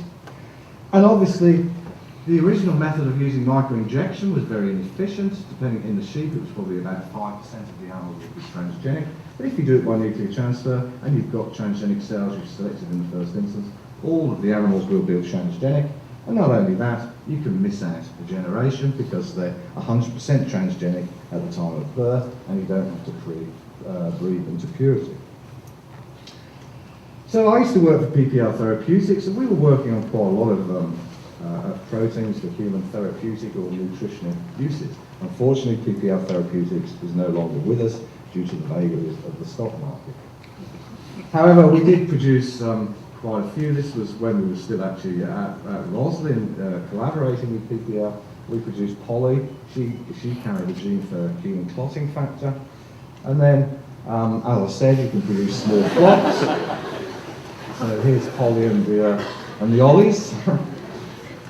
We produced a number of other animals. This one carries a gene for extracellular superoxide dismutase. This one carries a new active peptide for calcitonin, which may help prevent osteoporosis. In America, they've used gene addition to produce mastitis-resistant cattle. So this helped not only the cows, giving them a better quality of life, helps the farmer. We've actually proved, both at PPL and also at the Roslin Institute, that you can actually do gene knockouts and selective gene additions in sheep using nuclear transfer, and that opens up a whole bunch of gene targeting candidates. And as Ian mentioned a couple of days ago, one of the interesting ones is the production of human antibodies by replacing the bovine or the porcine immunoglobulin locus with the human immunoglobulin genes. So therefore you can prime these animals with an antigen and hopefully get human antibodies. Again, xenotransplantation, we talk very much, people talk about cell transplantation, but we're not going to get organs yet, so we're going to very much be fixing organs. So I still think the possibility is that we may be able to use organs following genetic modification from pigs, which may be transplantable to humans, and there's a lot of work going on about that in various countries in the world. And apart from that, there are lots of other applications in modelling diseases, studying development, aging, the differentiation process, as you've heard, reproduction, as I said, and also in agriculture.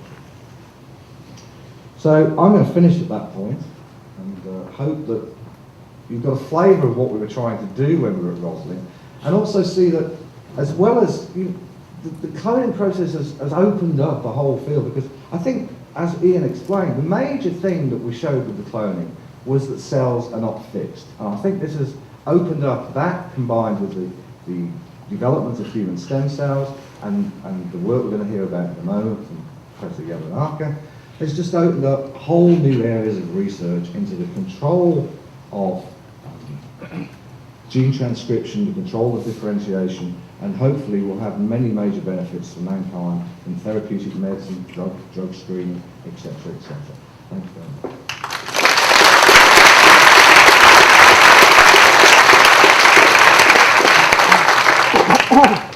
Thank you very much, Professor Campbell, for a review on what's happening in the last 10 years since many of those.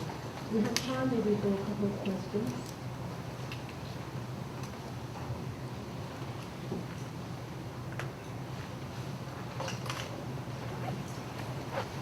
I got one question.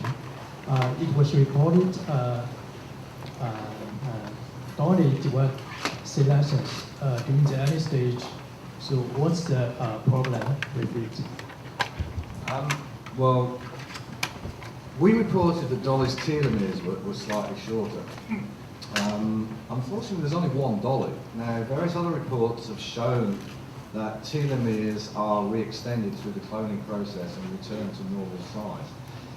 There are several potential reasons why Dolly's telomeres were shorter. One is she may have been suffering from an infection at the time because we only use peripheral blood cells to test telomere length. A second is that there is some suggestion that maybe it's easier to re-extend telomeres in fibroblasts than in epithelial cells. And so I think more studies need to be done on that. But Dolly didn't die through senescence and didn't die through old age. She died because she contracted a lung disease, a virally transmitted lung disease.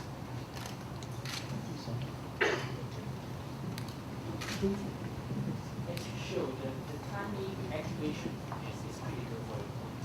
So how can the university think of using electric current to react it?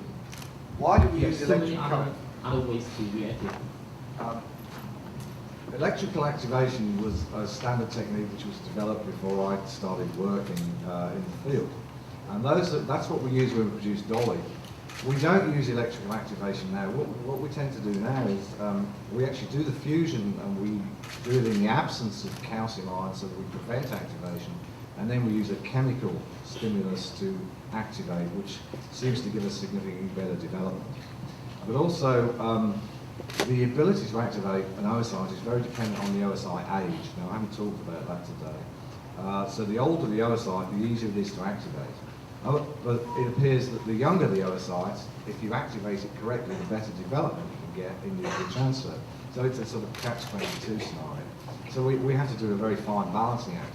And the thing that you really have to do with all of the species is really know the system you're working with, to know all the timing of all the events within the system in order to maximise the potential for further development.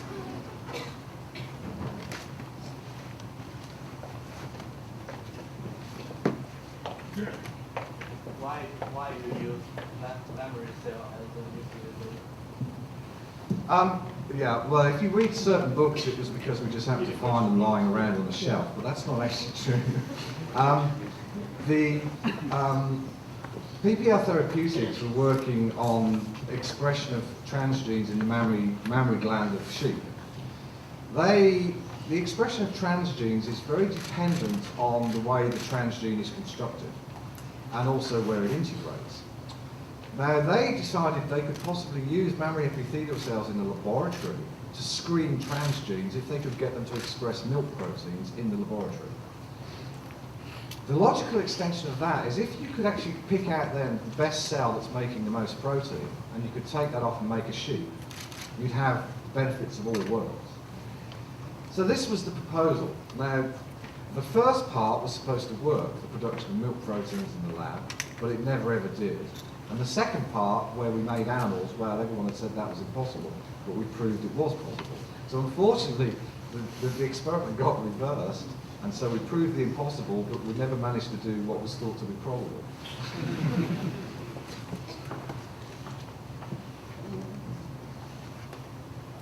I'll ask the last one. So as you are sort of going through various methods that might help improving the efficiency and the subsequent development of the offspring after the cloning experiments, is it all boiled down to reprogramming the nucleus that you transfer? So does it mean that, while you're trying out various means, essentially it is still what is happening to the nucleus? Yes. I think we can greatly improve. Oh, sorry. I'm very bad. I always think I've got a little more. Yes, it's fundamental, and it's down to the ability to de-differentiate, trans-differentiate, alter the potential of cells, whatever you think of it. In terms of producing animals, there are further caveats I would add in order to get the animals pregnant. Some of these embryos, if we clone them, they probably, if you compare them to a fertilized embryo, they're probably a little bit behind. And so it's been found in pigs and in our work in sheep that when we transfer them to a surrogate recipient that's biologically, chronologically a little bit out. So we found that improves our pregnancy rate. But we're working on many ways to try and alter the state of the donor chromatin prior to nuclear transfer in order to try and increase development of animals. We're also working on ways to avoid it as other people. Okay, thank you very much for the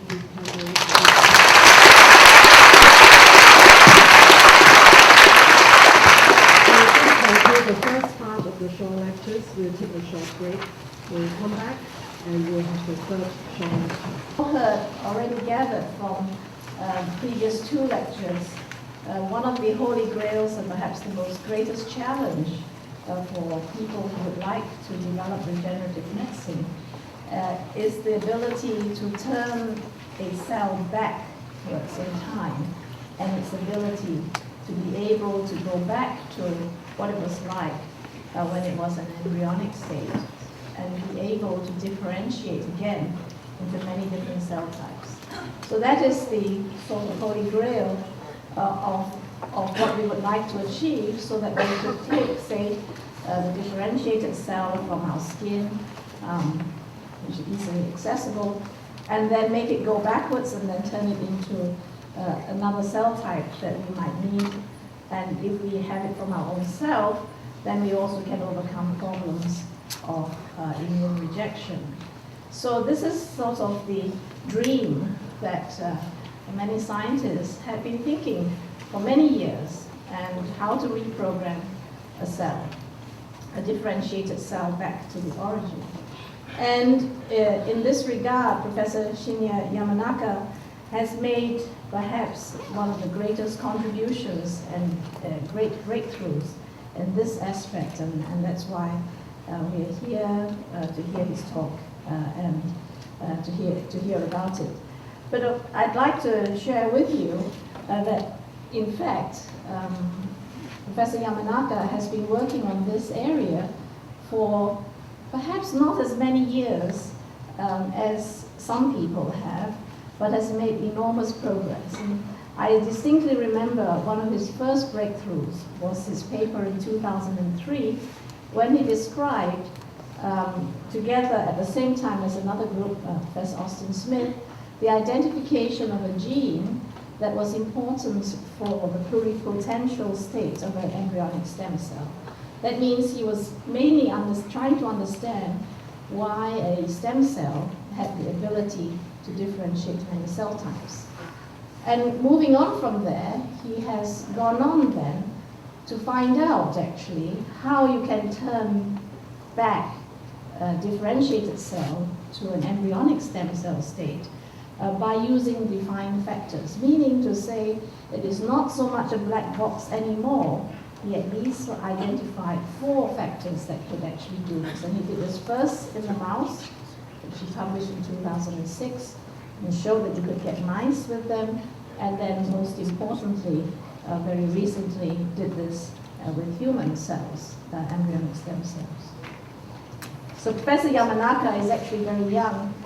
He's only 46 years old. And you know, he started off actually, he did his degree first of all as a clinician. He got qualified in the University of Kobe and graduated in 1987. He then went on to practice as an orthopedic surgeon for 5 years, he told me. He was an orthopedic surgeon, and he decided after that time that he actually really rather liked research, and so he went and did a PhD. And I think that was a very wise choice. He then went to the United States for 2 years to UCSF, where he did postdoctoral work. And I must say that in the 2 years, he published a really important paper in his top journal, Genes and Development. So he obviously was a very, very talented researcher. Went back to Japan and set up his own research lab as an assistant professor at Osaka University, and then later as associate professor at Nara Institute of Science and Technology in Japan, and later became professor there. And I think those early days actually were very tough for Shinya, because money for research was not that great, and he had to struggle quite a bit until he was recruited to go to Kyoto University in 2004. And I think Kyoto University people were very smart in recruiting him, because from there, that's when he also then made his, started to do his monumental work. Here in the University of Hong Kong, we have been very fortunate in actually having Shinya visit us in 2004 as our guest at one of the Frontiers symposium that we had. And so, you know, the other very nice thing about Shinya is that he, despite all his achievements, is a very modest person and has very generous in his time and talking. I remember meeting him in a stem cell meeting in Keystone for the first time, and was so excited by his work on Nano, and was so impressed by his very modest approach and generous time spending talking to somebody he didn't actually know. So it is really very fitting that we have today recognition of his great discovery of the factors that are important for reprogramming a cell back to a pluripotent cell. So we welcome today Professor Yamanaka to deliver his short lecture on induced pluripotent stem cells.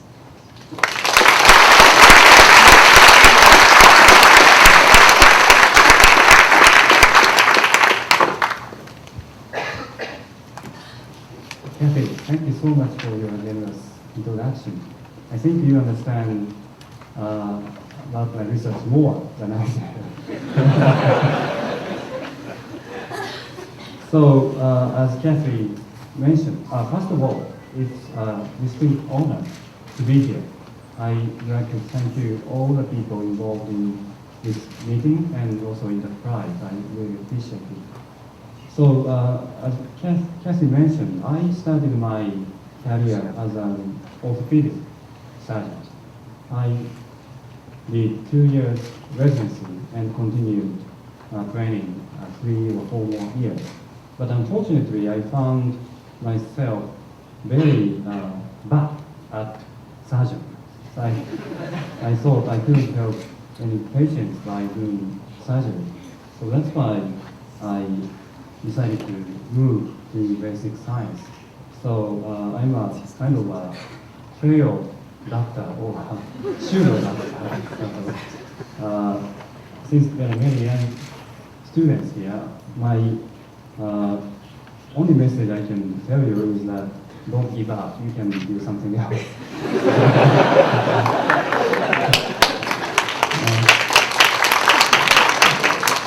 So IPS. I have been working on IPS cells for the last 2 years. But before that, I have been working on embryonic stem cells.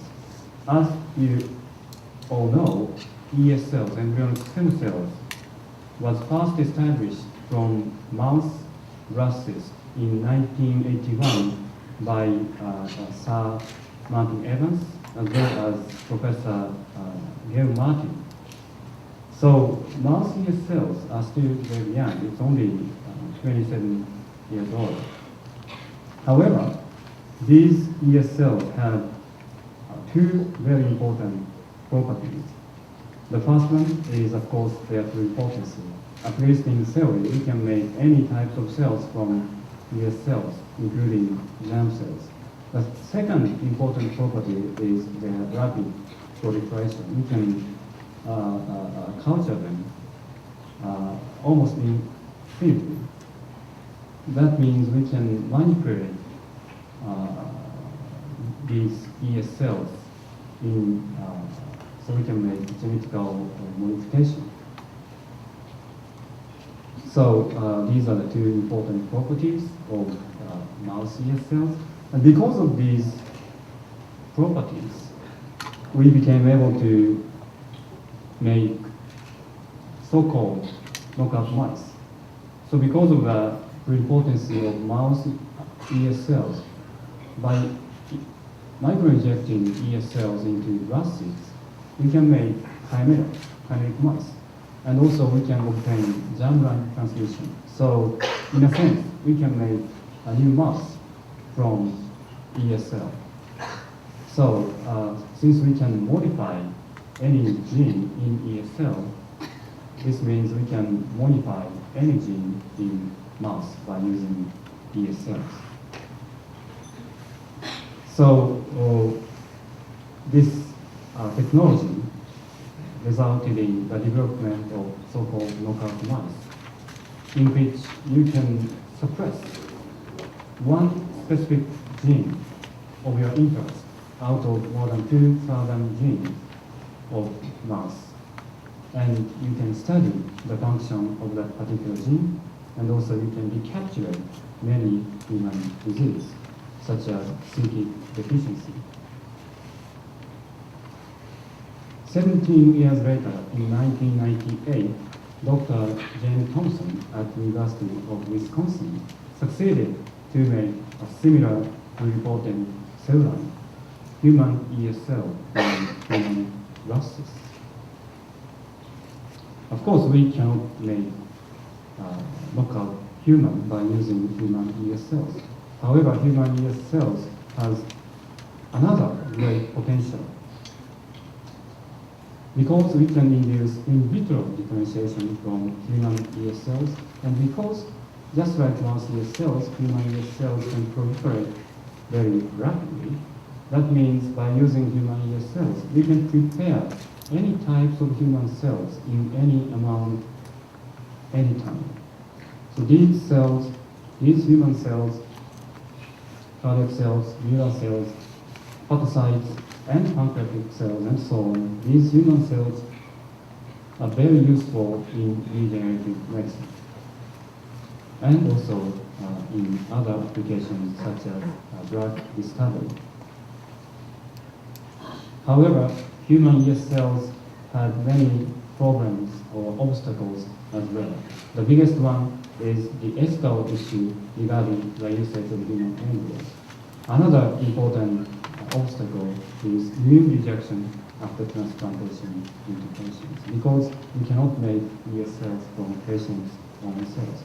Because of the ethical issue regarding the usage of human embryos, many people are still against the usage of human embryos and human ES cells, including this very famous person in the world.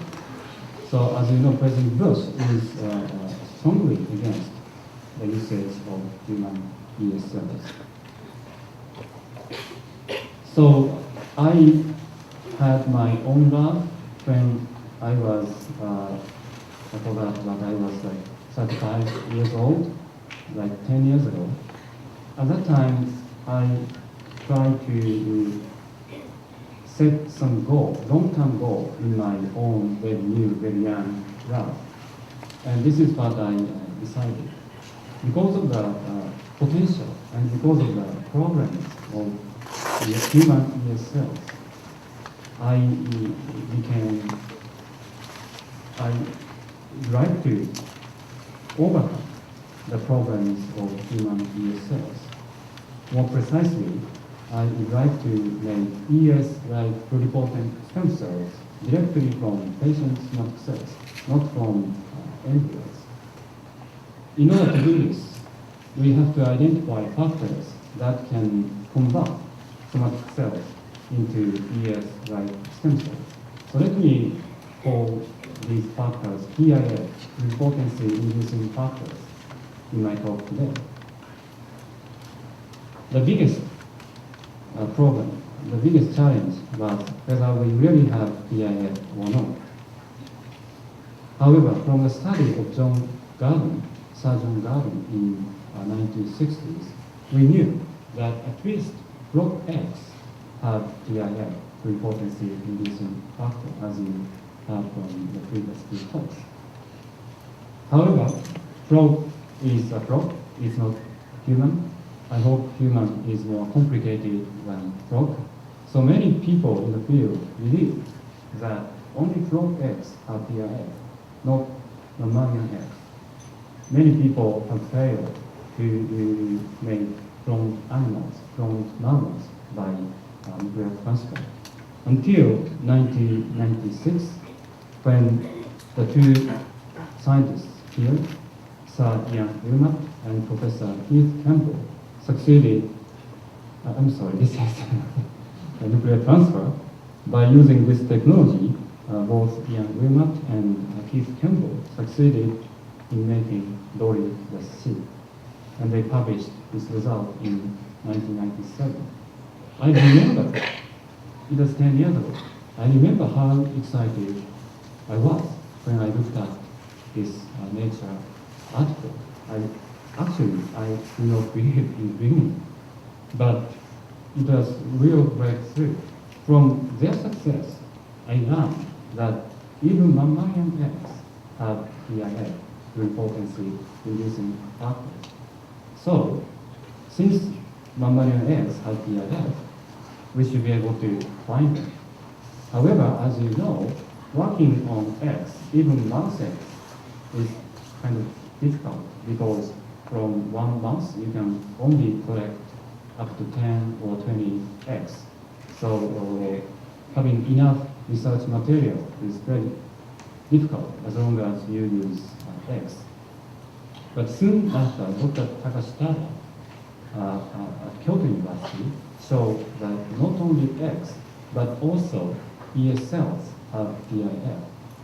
What he did is shown here. He fused somatic cells, more precisely T lymphocytes, with mouse ES cells, and showed that T cell nuclei were reprogrammed to ES cell status by fusing with ES cells. So this simple experiment clearly showed that ES cells have also PIF. And again, working with mouse ES cells is very easy in terms of preparing research material. You can culture ES cells as much as you want. So we decided to search for PIF, not in eggs, but in ES cells. So we hypothesized that PIF, pluripotency-inducing factors in ES cells, also play important roles in the maintenance of pluripotency in mouse ES cells. So instead of searching for PIF, we decided to search for factors that maintain pluripotency in ES cells. Because of the time limit, I don't go in detail, but we spent 3 or 4 years to identify factors maintaining pluripotency in mouse ES cells, and also at the same time many other laboratories in the world, including Austin Smith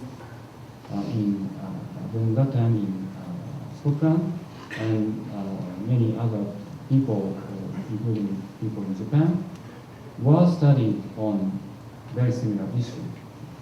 Many people try to understand molecular mechanisms for the maintenance of pluripotency. So because thanks to works by many others and by our own work, we were able to identify these 24 candidates, these 24 factors as candidates of PIF, including ECAT1, ESC1, FBX15, and so on. So then I moved to Kyoto University in 2004 and I decided to examine whether some of these 24 candidates really function as PIS.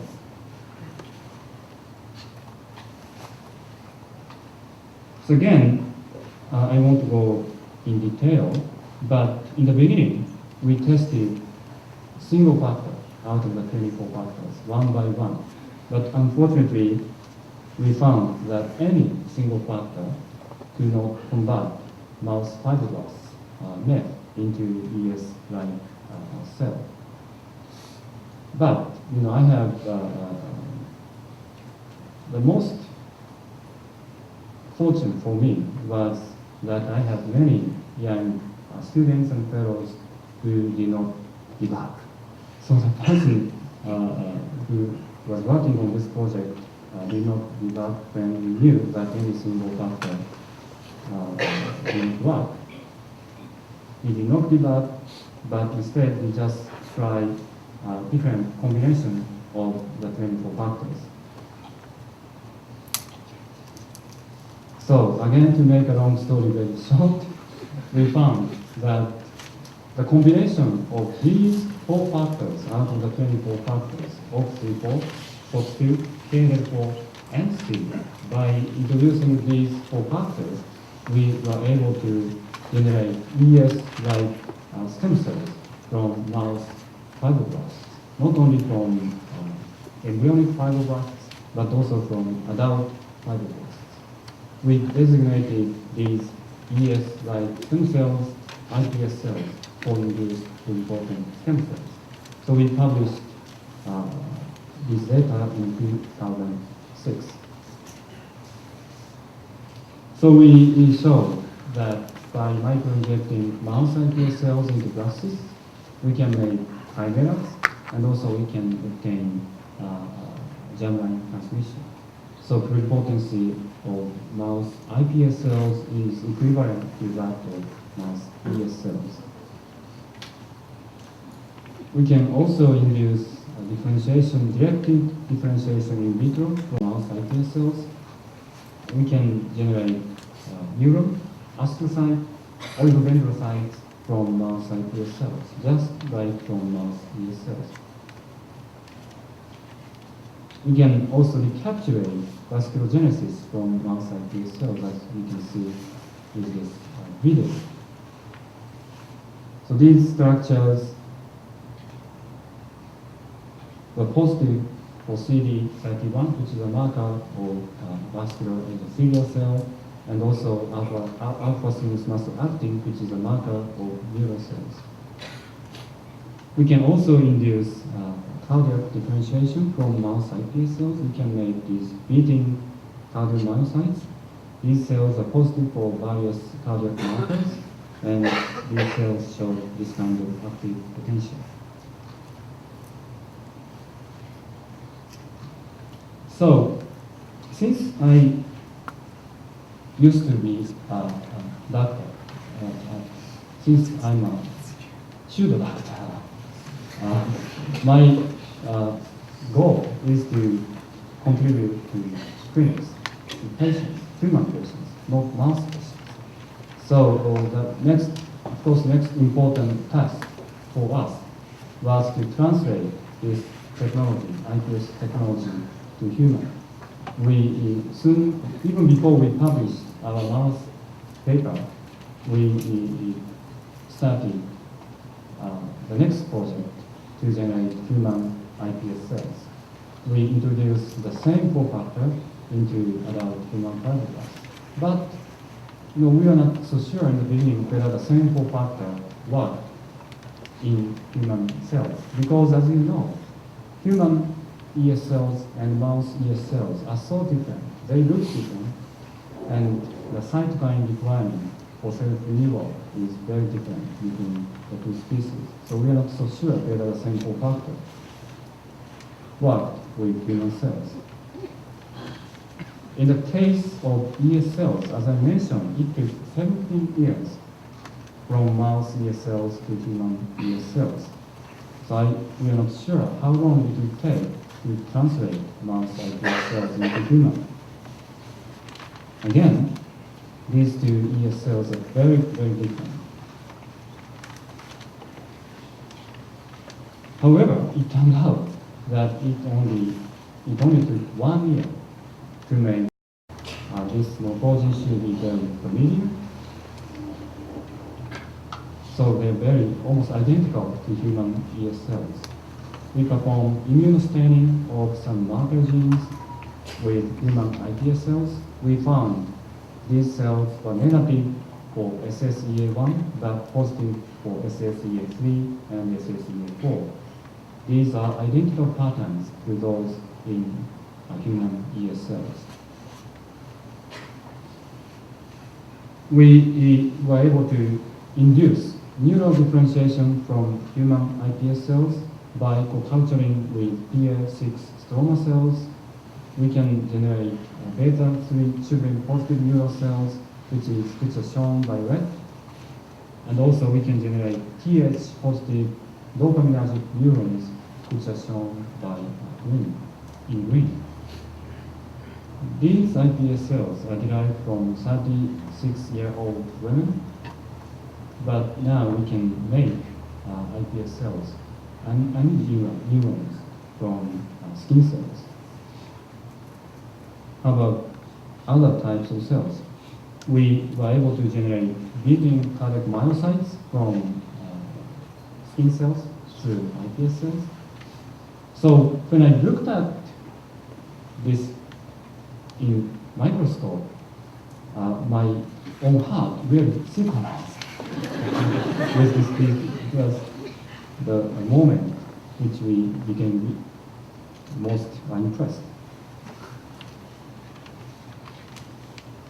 So by forming teratomas, human iPS cells can differentiate into various types of cells, including that like epithelium, muscle, epidermis, cartilage, adipose tissue, and neural tissue. So again, pluripotency of human iPS cells is nearly indistinguishable from that of human ear cells. In addition to our own laboratory, many other laboratories have succeeded in making human iPS cells. On the same day we published our data, Dr. James Thompson published their own work, independent work in Science. And soon after, at least 5 other laboratories published papers generating human iPS cells. So why was it so easy to translate mouse iPS cells to human? Again, it took 17 years to translate human mouse ear cells to human. But it took only 1 year for many laboratories to translate mouse iPS cell technology to human iPS cell. I have to stress that it was because of many works by using human ear cells which helped us to generate human iPS cells so quickly. We knew how human ear cells should look like. We knew what is the best condition to culture human ear cells. So with those knowledges developed in human ear cell field, we were able to generate human iPS cells. So personally, I would like to avoid the usage of human embryos if we could. But I have to stress, in order to avoid the usage of human ear cells, we have to study human ear cells very, very hard. So now we can generate human iPS cells from various ages, from 6 years old to 81 years old. We have not tried like 101 years old, but we should try. So now we have a new center in our university, Kyoto University. We now have a center called Center for iPS Cell Research and Application. This is what we are now doing. We are now generating iPS cells from many patients. from suffering from many different diseases and injuries, including ALS, Parkinson's disease, and spinal cord injuries. We will make various human cells from iPS cells, cardiac cells, neural cells, hepatocytes, and pancreatic cells. So these cells, these human cells, have the same genetic background with human and with patient.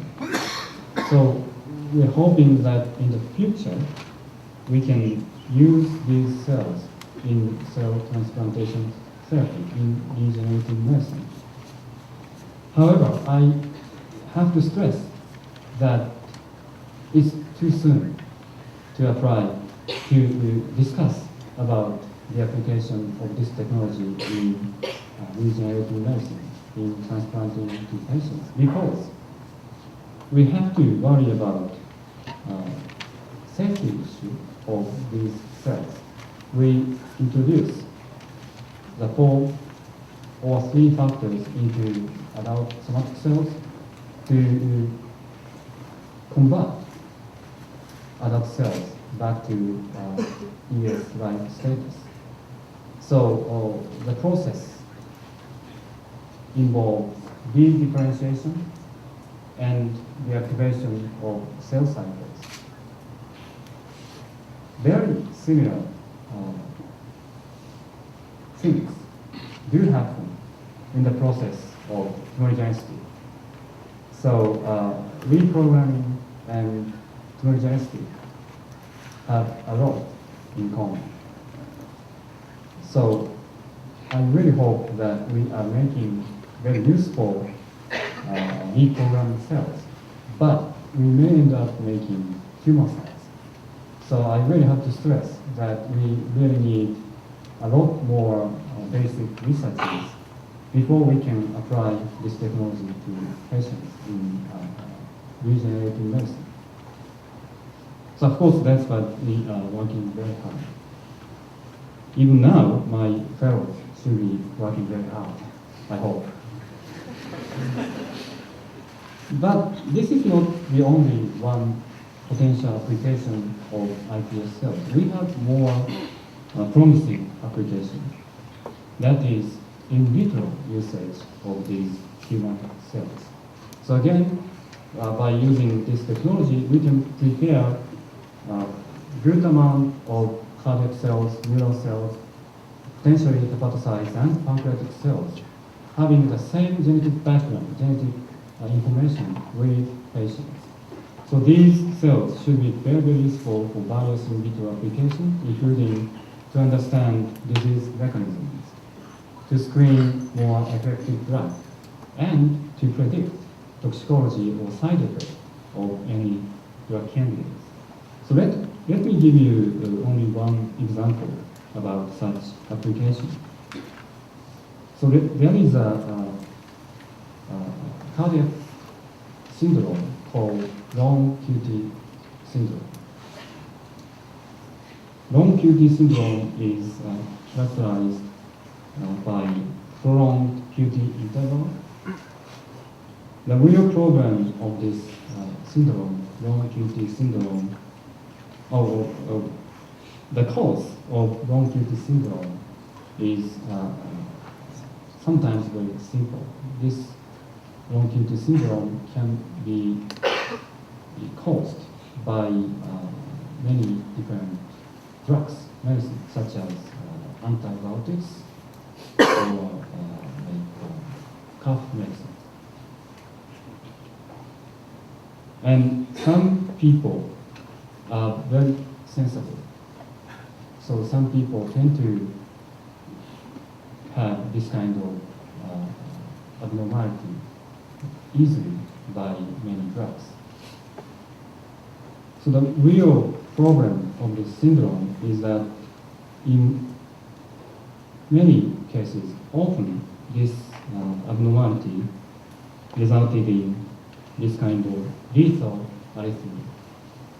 So this means some people may be killed by just taking some regular medicine, including antibiotics.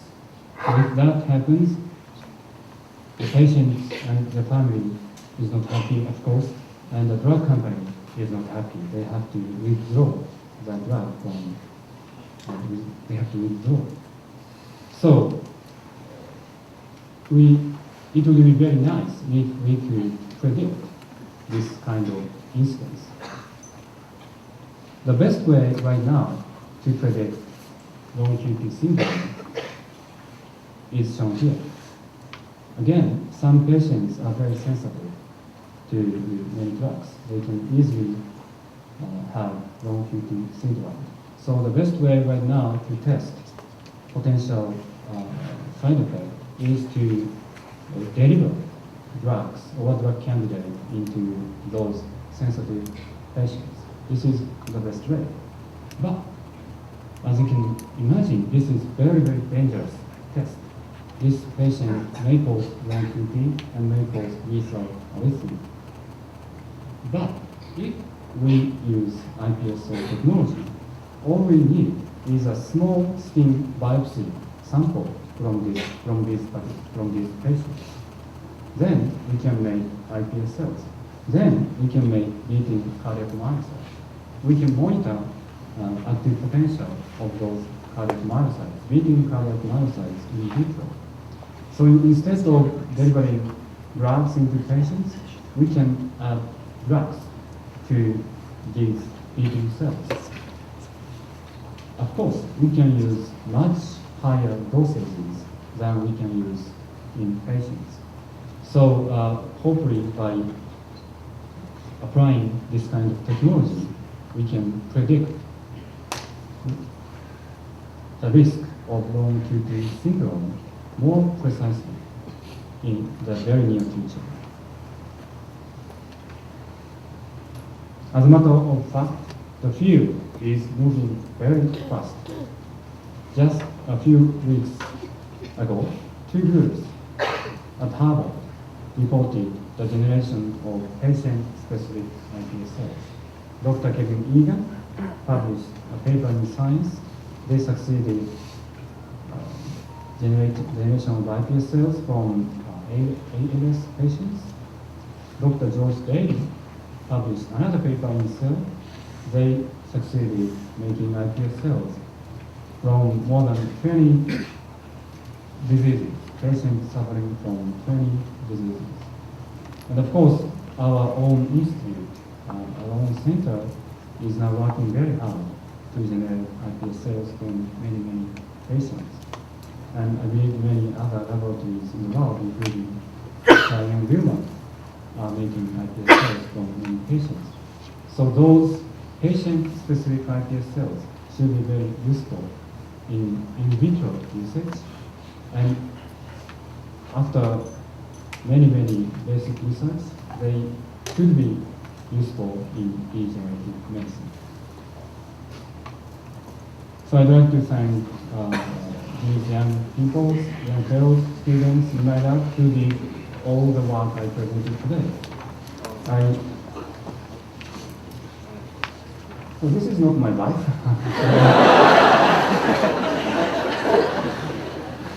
This is a student, boring student. So, but only a few Japanese is weird like this. So Japan is a safe country. Please come to Japan. We are seeking for active collaboration. Thank you very much for your time.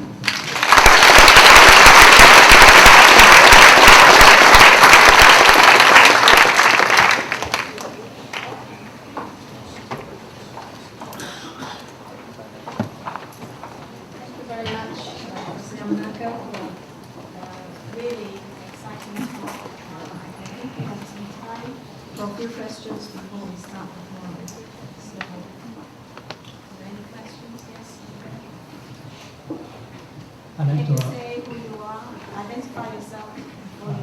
I'm from the Faculty of Dentistry. I work on the bone regeneration. So your topic interests me very much. I'd like to ask if you transfer a petri dish of fibroblast, how many cells can be transferred into IDS? That's a good question. So the efficiency is still very low. In the original report, the efficiency was like 0.1%. Now it's like 1%. So that means from 100 transduced fibroblasts, one cell can become iPS cells. In the case of mouse, in human, it's like 10-fold lower. So in the case of human, it's still like 0.1%. Second question is about cancer. Whether it is possible to transfer the cancer cells into normal cells with your four genes? Well, we have not tried that yet, but I think it's also a very important experiment. But I can imagine it's very difficult because Yanis try to generate cloned mice from cancer cells, and they were able to make only one cloned mouse from cancer cells. So I imagine it's very difficult. My third question is about since the iPS is embryonic stem cells, so the easiest application in the clinical setting is to just to heal the skin defect. I just imagine what we can use a gene gun to transfer the four genes into the skin, and what it can heal like a fetus. Because when you conduct surgery in the uterus, it seems to be scarless. So what you can restore this healing. Well, I think the idea is very good. So instead of making iPS cells in vitro, if we can recapitulate the same thing in vivo, it's more much faster. But in reality, if we make iPS cells in vivo, what we will get is teratomas instead of directly penetration. So we should not make iPS cells in vivo, but instead, if we can make some somatic stem cells or somatic progenitor cells in vivo, that's probably better way. As a matter of fact, Dr. Doug Melton at Harvard just published a paper in which they showed that by introducing 3 transcription factors into pancreas, they can convert, they can make beta cells by in vivo. So that may be the way we should go in the future. Thanks.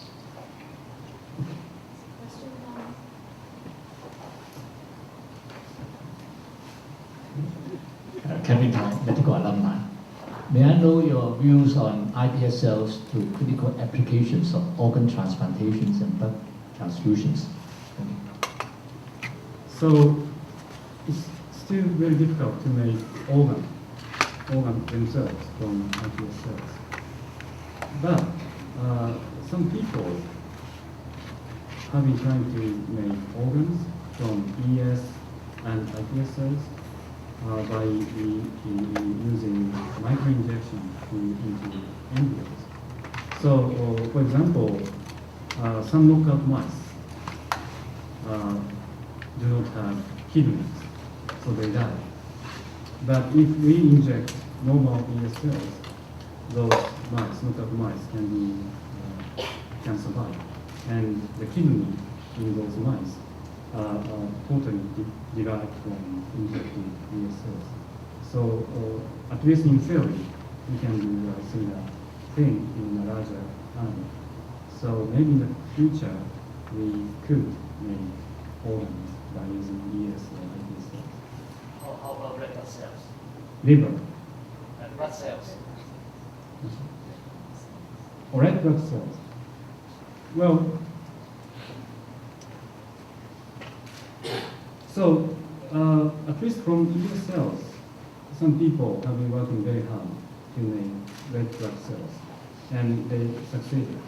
But we need when trying to treat patients, human patients, we need a lot. So the question is whether we can really make very large amount of red blood cells from ES or iPS cells. Thank you.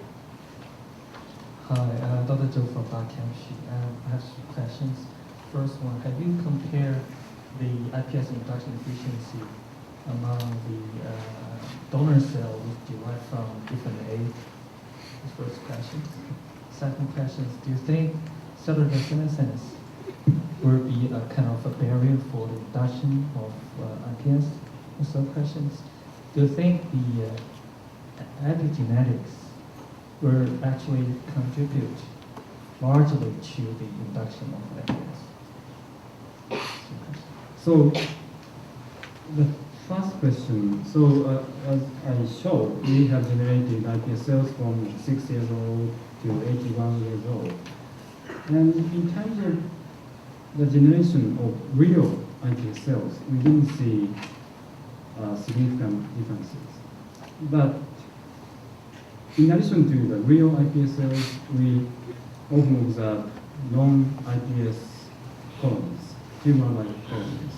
And from younger skin cells, patients, or normal people, we tend to have more non-iPS tumor-like colonies. But in terms of real iPS cell generation, we didn't see marked differences. And senescence, yes, it's very important because if we culture too much, if we culture skin cells, fibroblasts, too much prior to iPS cell induction, we won't get any iPS cells. So we have to use very early passages. So, but once they, well, that is true, but I don't know the real mechanism because right now we have to use retroviruses. And if they become old, that means they proliferate much slower. So the efficiency of retrovirus transduction gets much lower. So that may be the reason of lower iPS cell generation. So we don't know the mechanism, but you should use fresh fibroblasts. Yes, Thank you. I believe epigenetics is important. And although we only use 3 transcription factors, they don't have any direct impact on epigenetics. In iPS cells, we do see many epigenetic status have been modified, have been changed to ES-like status, including DNA initiation and histone modification. So I think, in addition to the initial 3 factors, we do need some other genetic mechanisms to generate iPS cells, which we still do not understand. The process of iPS generation is very slow. It takes up to 4 weeks in humans. In the case of nuclear transfer, it's much more faster. Right after you transfer nucleus, you see some differences. But iPS cell generation takes much longer. So I think some additional epigenetic modification is required in order to make iPS cells.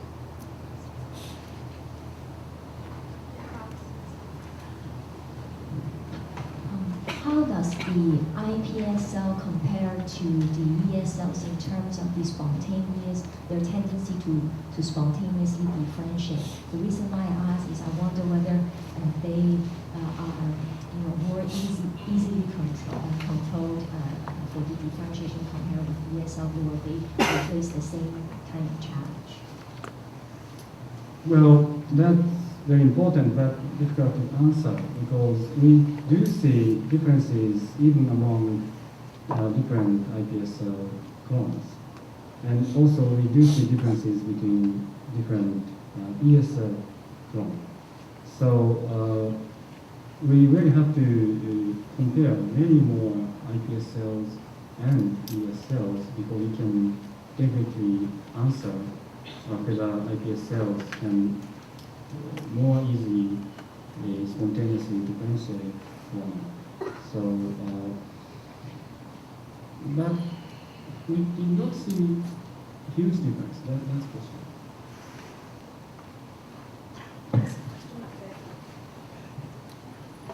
Identify yourself. Thanks for your excellent lecture, Dr. Yamanaka. I'm a master's student from Faculty of Medicine. When facing the stem cell therapy, people with carcinogenesis is a concern.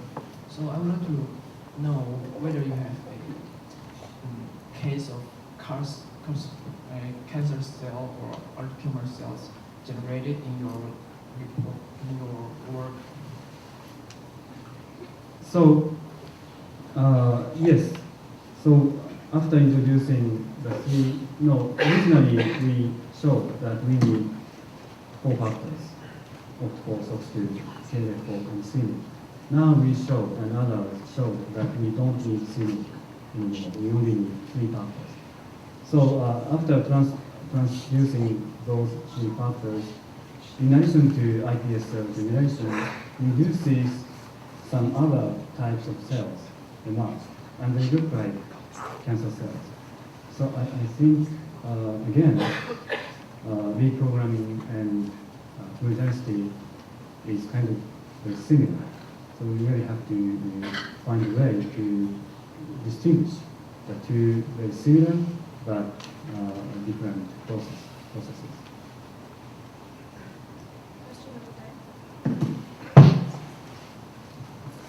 I'm a first-year medical student. My question to you is: do you think that the in vitro models of in vitro stem cell models of disease, are they a good enough model to make any definitive conclusions about the efficacy or safety of a drug? Because a few isolated cardiocytes in culture are very different from a whole heart, right? You know, if you see a side effect in one, it may not appear in the other, and vice versa. So, you know, is it meaningful to draw any meaningful conclusions from such experiments? Well, I agree. It can't be perfect because, you know, we can only recapitulate genetic abnormalities. We cannot recapitulate epigenetic abnormalities. So, no human cells derived from iPS cells are perfect model for human disease. But right now, all we can do is to test many drugs first of all in petri dish, in vitro, then in petri dish on cells, then probably in mice and in rat. Then we have to directly go to real human.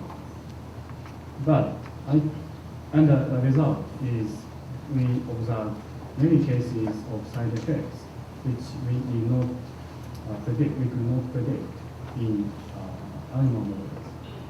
So I think the stem cell technology can provide new link between animal models and real clinical trial by providing many amounts of human cells, and especially in the case of iPS cells, it could provide human cells with the same genetic background as these patients. So I agree, it can't be perfect, but I believe it should be much better than the technology we have now.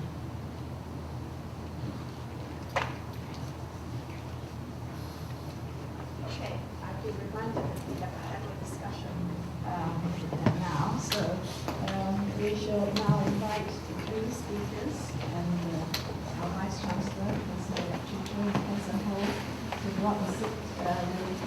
We'll have a discussion regarding the ethical and other implications of this kind of research.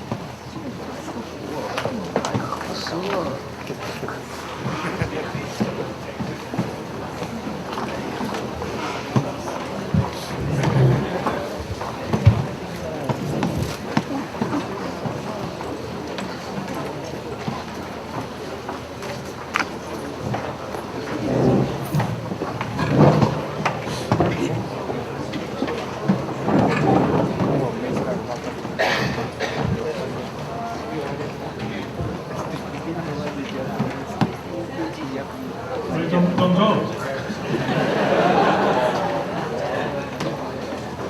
Probably the more exciting part. Anyway, well, thank you very much for the three speakers. It's really a scientific feast, extravaganza for the university. Thank you again for having us share your time with us. And according to the schedule, we have this panel discussion on the implication for regenerative medicine and ethical issues. Now, I haven't been given all the rules for this panel discussion. I was told that the panelists are on the chair. The panelists each would have about 5 minutes or so to except Kathy and PC. So what are you doing here?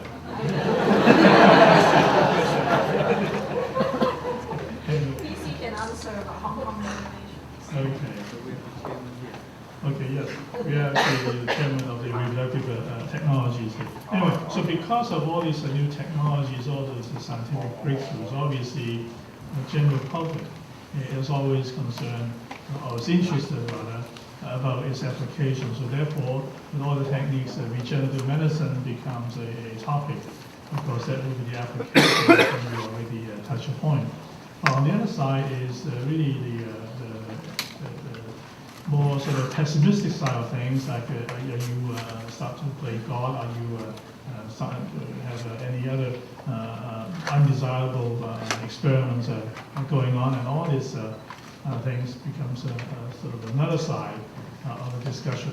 So now we invite the panelists, the three speakers first perhaps, to comment on this from your own perspective. Whether or not you have a bottom line in your own lab, in your own sort of beliefs, or whether you are only relying on the law enforcement, the regulations to limit your thinking and your experimentation. Anyway, so please, I don't know, is there any particular order, Kathy? Is there any order we proceed this? Maybe start from your side or from this side. Maybe there's a key speaker because he's been sitting wanting to say something.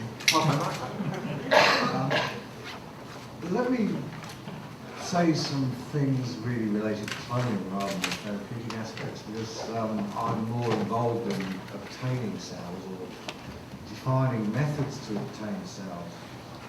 Many of the objections in the UK and around the world have been to that if we develop cloning techniques in humans that will lead to reproductive cloning. I personally am opposed to reproductive cloning. Biological uses for it, in my opinion, and it's outlawed in the majority of countries, hopefully. But there are a number of other aspects that it brings up in terms of religious aspects and also the safety aspects in relation to obtaining eggs from people by giving them superovulation.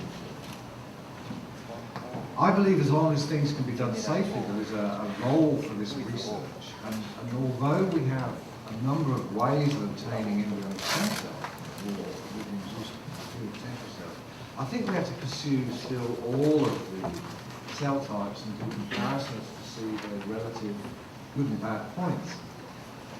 Something which has cropped up in the UK, particularly in the last, well, it's been a bit of a discussion point in the UK, which has not created such a stir in other countries, is at the moment we still need an egg from the same species. So if we want to make human therapeutic cells by cloning, we need a human egg. But it's been suggested we can use eggs from other species, so there's been a big debate on hybrid embryos. And the fact that we're mixing human genetic material with animal cytoplasmic material and extranuclear genetic material. Again, I feel that this is an area that will yield a lot of basic biological information, not particularly possibly on it will yield cells, but I'm very pessimistic about that. But I think it will yield a lot of basic biological information on other things such as mitochondrial function and the interaction across species between nuclear and mitochondrial DNA. So overall, I'm of the belief, my personal belief, is that the good that any of this technology can do far outweigh or at least justify, in my opinion, the research and potential application. So that's my personal. So Ian, what do you think? I'd actually like to speak out perhaps more strongly than the others for research on human embryos. Not only for derivation of new stem cell lines, but for other purposes to understand human diseases. I realise, of course, that to some people this does cause offence, but I'd like to explain why I think it's appropriate and the way it should be regulated. I don't think that we do treat humans at different stages of their life equally. We recognise that fetuses, children, adults, it's different. And I don't know if organ transplantation is commonly practiced in this country, but if we do take organs from donors who have reached a certain stage of degeneration, like lost certain critical faculties, you're recognising that there is a stage at the end of life when, again, there's been a change and the loss of a certain status. So it seems to me that it's analogous, if you like, to think that if you think that at the end of life, subject, of course, to the permission of in our country, you can register as an organ donor. You have to get permission from the family as well. Certain social things like that. If we think it's appropriate to take organs from people who are at the end of their life, we can think about what to do at this very early stage, when there may be 150, 200 cells, as to whether it's appropriate to use those in research. To me, the most important thing of being human is being conscious and aware of being able to imagine, of being able to communicate, of being able to form relationships. And the little ball of cells from which embryo stem cells are derived isn't going to have a central nervous system. It isn't going to begin to function in an integrated way like that for weeks. And so it has the potential to become a human, but it hasn't yet reached that stage. And so just in the same way, I do carry a donor card. I'm quite happy for the thought, I'm probably already too old. If any of my organs are useful to somebody when I pass away, I would be really pleased for them to be used either in research or for transplantation. In just the same way, it does seem to me, in principle, that it's ethically acceptable to use an embryo, because let's not avoid the issue. You are using the whole embryo in order to gain knowledge. I think, so that establishes what I would regard as an appropriate legal framework. But the people who are most concerned in relation to the embryo, of course, are the parents. And so I think that you have to ask them. That society can decide that it is acceptable to us to think of doing research with embryos, but the parents have got three choices. They can choose to donate the embryo to a couple who are wishing to have children but can't produce embryos of their own for some reason. There are such cases, of course. They can choose to donate the embryo for research. And one of, I think, the shrewdest things in our original law, you're not allowed to store the embryos for longer than 5 years. So after 5 years, if you don't donate it for one or other of those first two causes, it has to be destroyed. Well, the reason I think that's a good idea is otherwise you'd end up with a bank going on forever. It would just be a waste of resources and totally unproductive.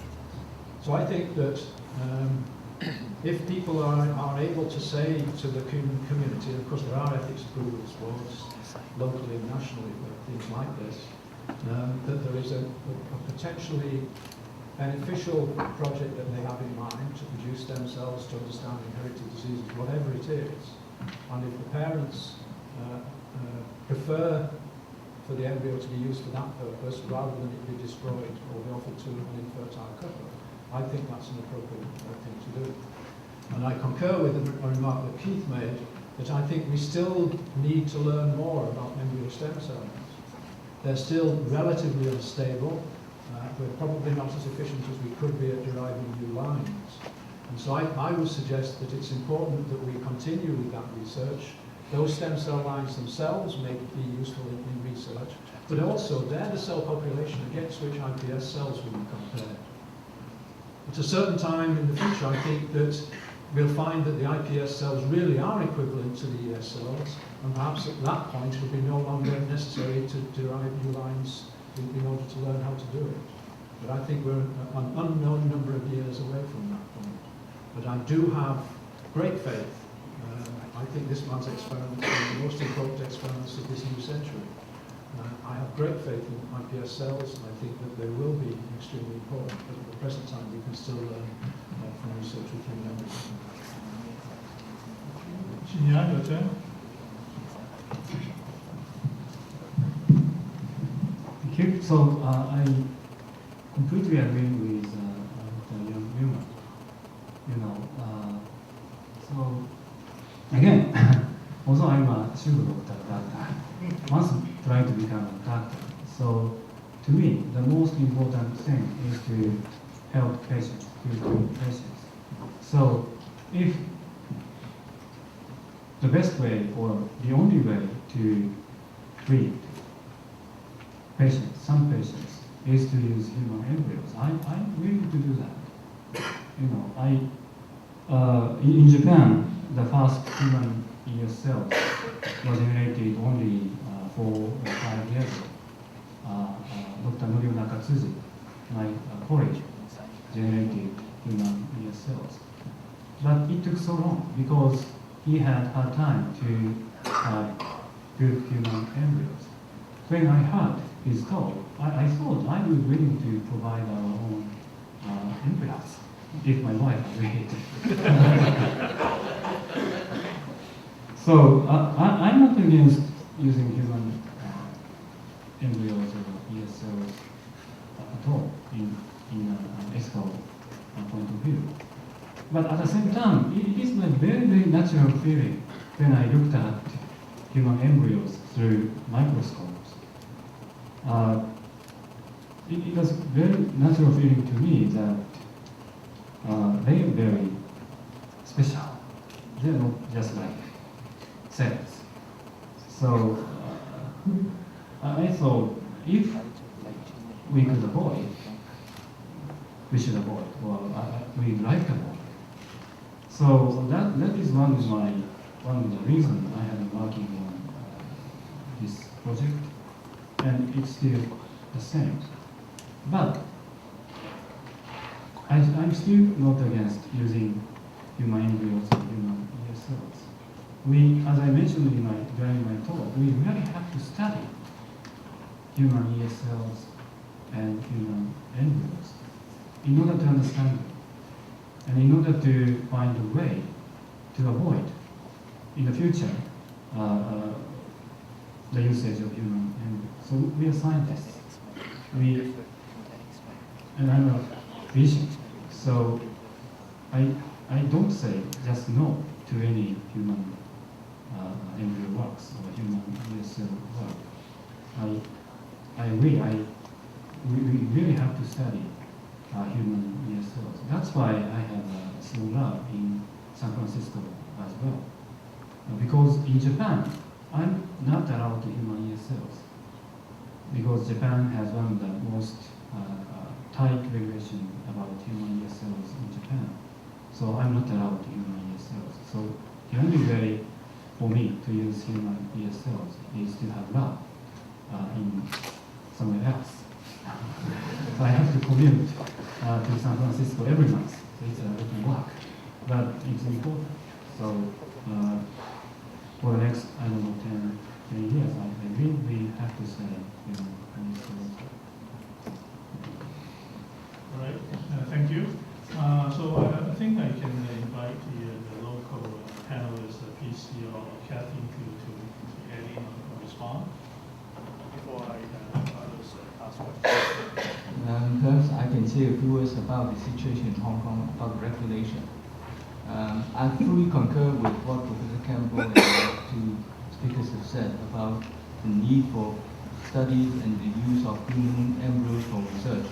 In Hong Kong, the situation is that all these would be regulated by the Human Reproductive Technology Council, and the chairman is here today. But we are not allowed to mix the gametes of two species.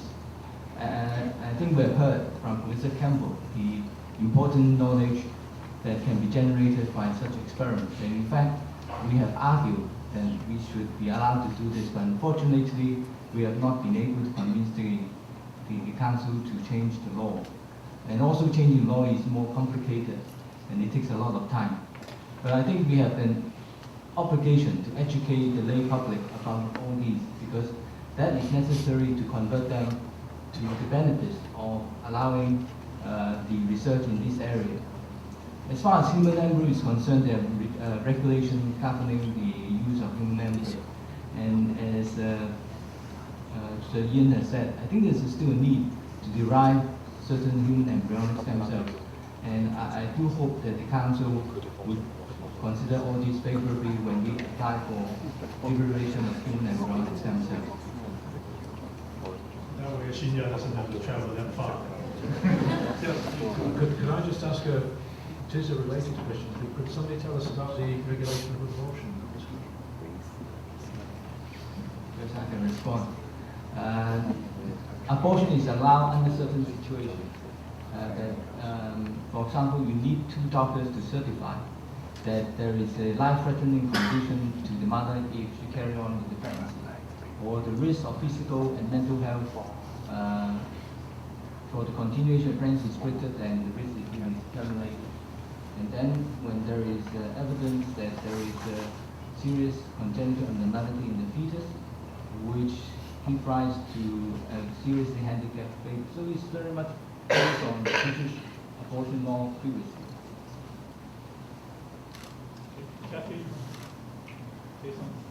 I'd like to sort of extend the discussion further to look to the future. I think Sir Ian has actually alluded a lot to the future.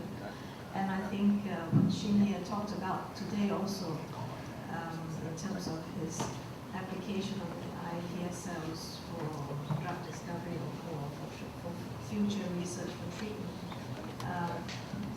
leads us to wonder whether, and I'd like our panelists to say something about this, because in the future one could imagine a scenario where a person might like to have their skin cells taken at an early age, made into iPS cells and banked.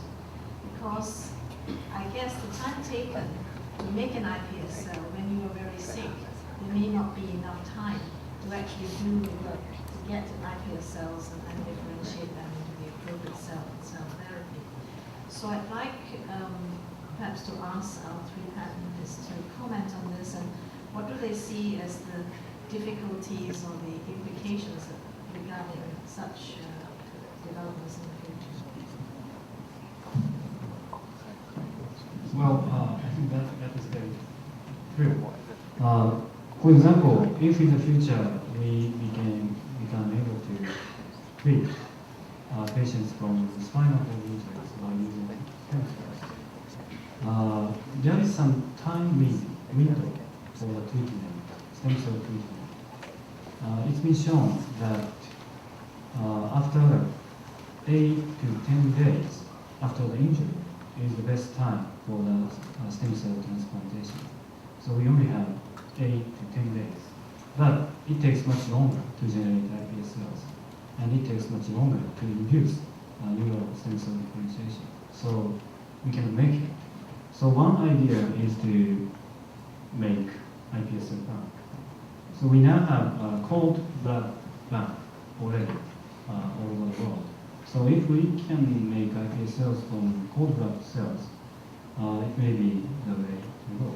And another possibility is that if we can have stem cell bank with various HLA typing, that may be another way to go. It's not autologous, but it may be good.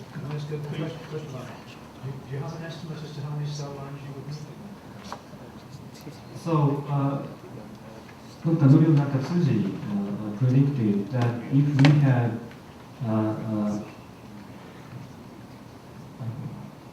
he said if we calculate if we had 200 independent HLA typing, we can cover up to 80% of Japanese population. It's not perfect, but we don't need like 1 million types. And there's a similar estimate being made in Britain. The populations would be different, so in total you need more than that number because of the different races. But it's a relatively modest number of cell lines would be needed so that they could be available. The scenario you painted might not be necessary, certainly for crisis conditions like spinal cord. Okay. I'd like to have C.H. Leung, Dr. C.H. Leung, to comment because he's the chairman of the Reproductive Technology Council in Hong Kong. Thank you very much, Vice Chancellor. You putting me on a very hot spot, as I would say. Perhaps I should start off by really congratulating our three speakers. I think it's an eye-opener, not only for scientists, technologists like many of us here, but should really be an eye-opener for policymakers and the public. Myself, I don't know what I am seriously. I'm a chimera, presumably. To a certain extent, I'm a policymaker, but at the same time, I'm a pseudo-scientist. Having graduated from this very important university, and now as a clinician, so I'm something like Professor Yamashika, where I don't know whether I'm a failed clinician or otherwise. Okay, if we start talking about transplantation technology, transplantation issues, talking about reproductive technology, it could carry on for a long time, and we could talk the whole day without it. We're talking about the difference between human reproductive control versus regenerative medicine. I think that's the first issue.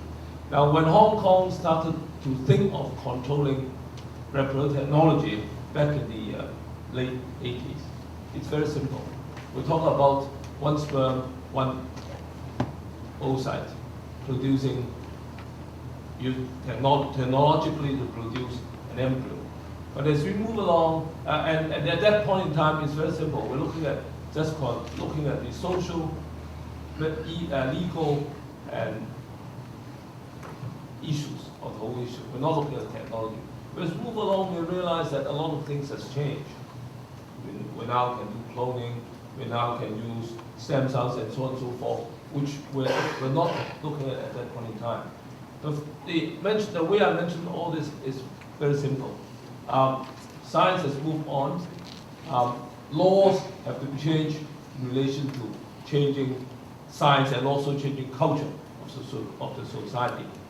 And the three speakers today have shown us that with modern technology, you can produce a lot of good things and a lot of other, perhaps, dangerous things if you do not apply properly. You can clone a human being. At the same time, we can change the genetic structure of an animal so that the organs that the animal produces is genetically similar to a human, so they use it as perhaps a human spare part, if I use that word. You can regenerate somatic cells to be able to produce, multiple cells to be able to change to another form to be used. All these are very, very, very important. But the whole issue at the end of the day is one thing which I think we all have to discuss. And I'm sure, I'm glad our three speakers brought up, and that is, how do we, on one hand, look at the social, economic, legal, societal issues of a community versus stifling of scientific research. And to me, I think this is something that is always a dichotomy myself. On one hand, as a pseudoscientist, I want to pursue a very rapid development of scientific research. On the other hand, when we look at the society, can we accept all these? So I think that's the important issues, which I think this society, like all society, ought to discuss it amongst themselves. But one thing which is very, very important, and I can see that as science develops so rapidly, stem cells, embryonic stem cells, adult stem cells. One of the things that each country, each region ought to do is look at how we're going to regulate all these procedures. Regulate in the sense that we should not try for scientific experiment. I really have nothing to add onto all this, but bring this out as a consolidation and hope that perhaps the university and scientists in Hong Kong will lead the government to have a proper discussion on this so that we will have the benefit of all growth. So thank you very much. Any other points? I don't know whether Dr. Tom wants to ask something, but you asked before. That's okay.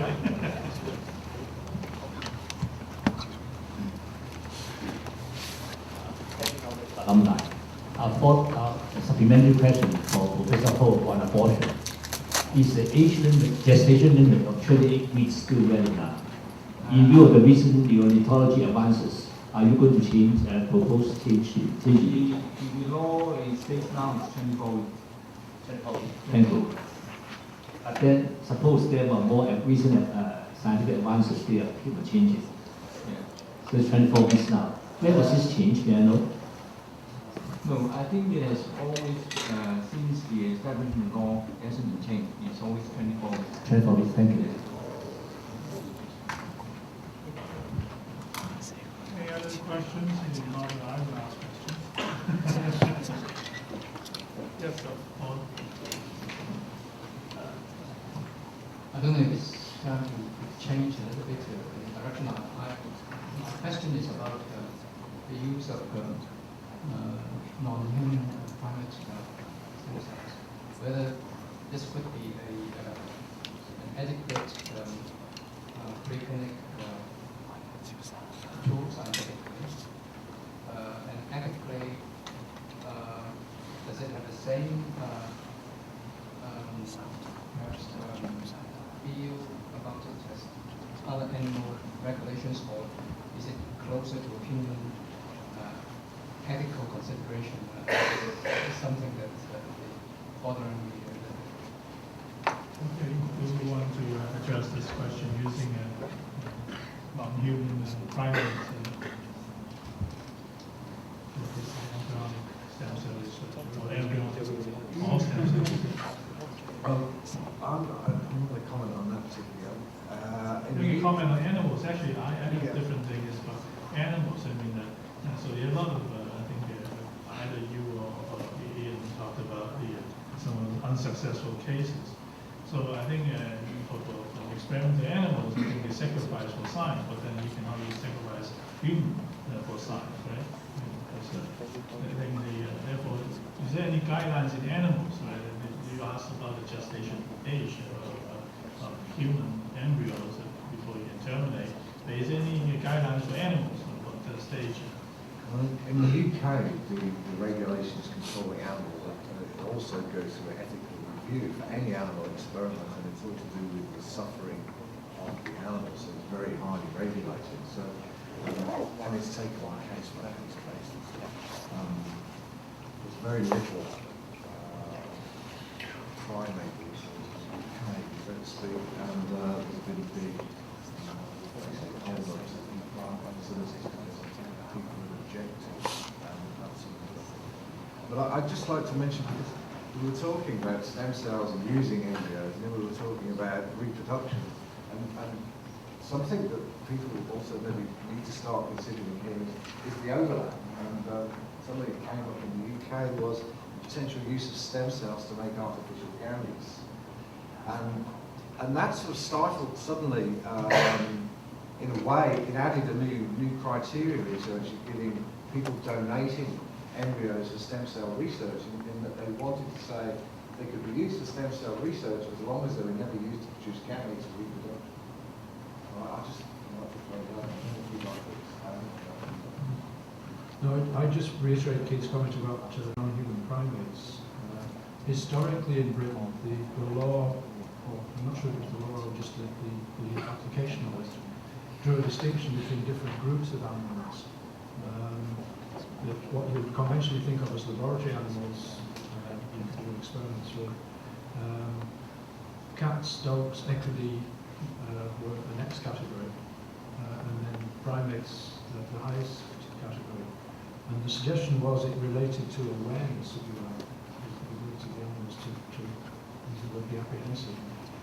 I'm not sure how accurate that is, but historically that is correct. And I think the remaining part of it now is that it would be very difficult to get a license to do experiments in non-human primates. You have to have an exceptional reason. When we had cloned Dolly and began to consider the implications, I had a very brief conversation with the person who applied the regulations for us at the time. He thought it would be extraordinarily unlikely that we'd get permission to do the reproductive cloning in non-human primates. So that is the fact. Any other comment?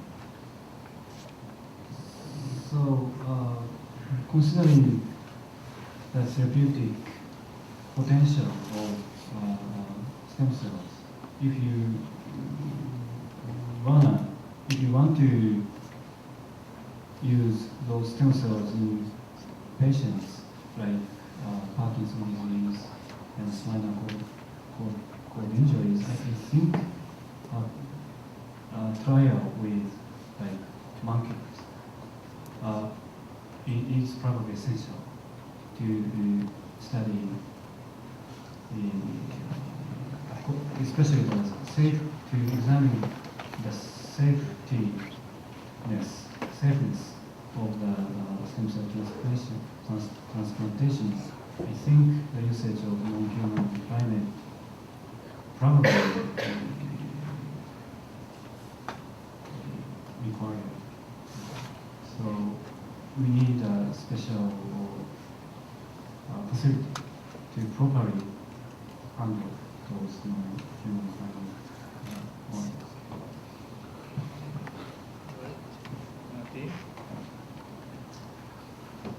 My name is something at the UD for the Faculty of Medicine.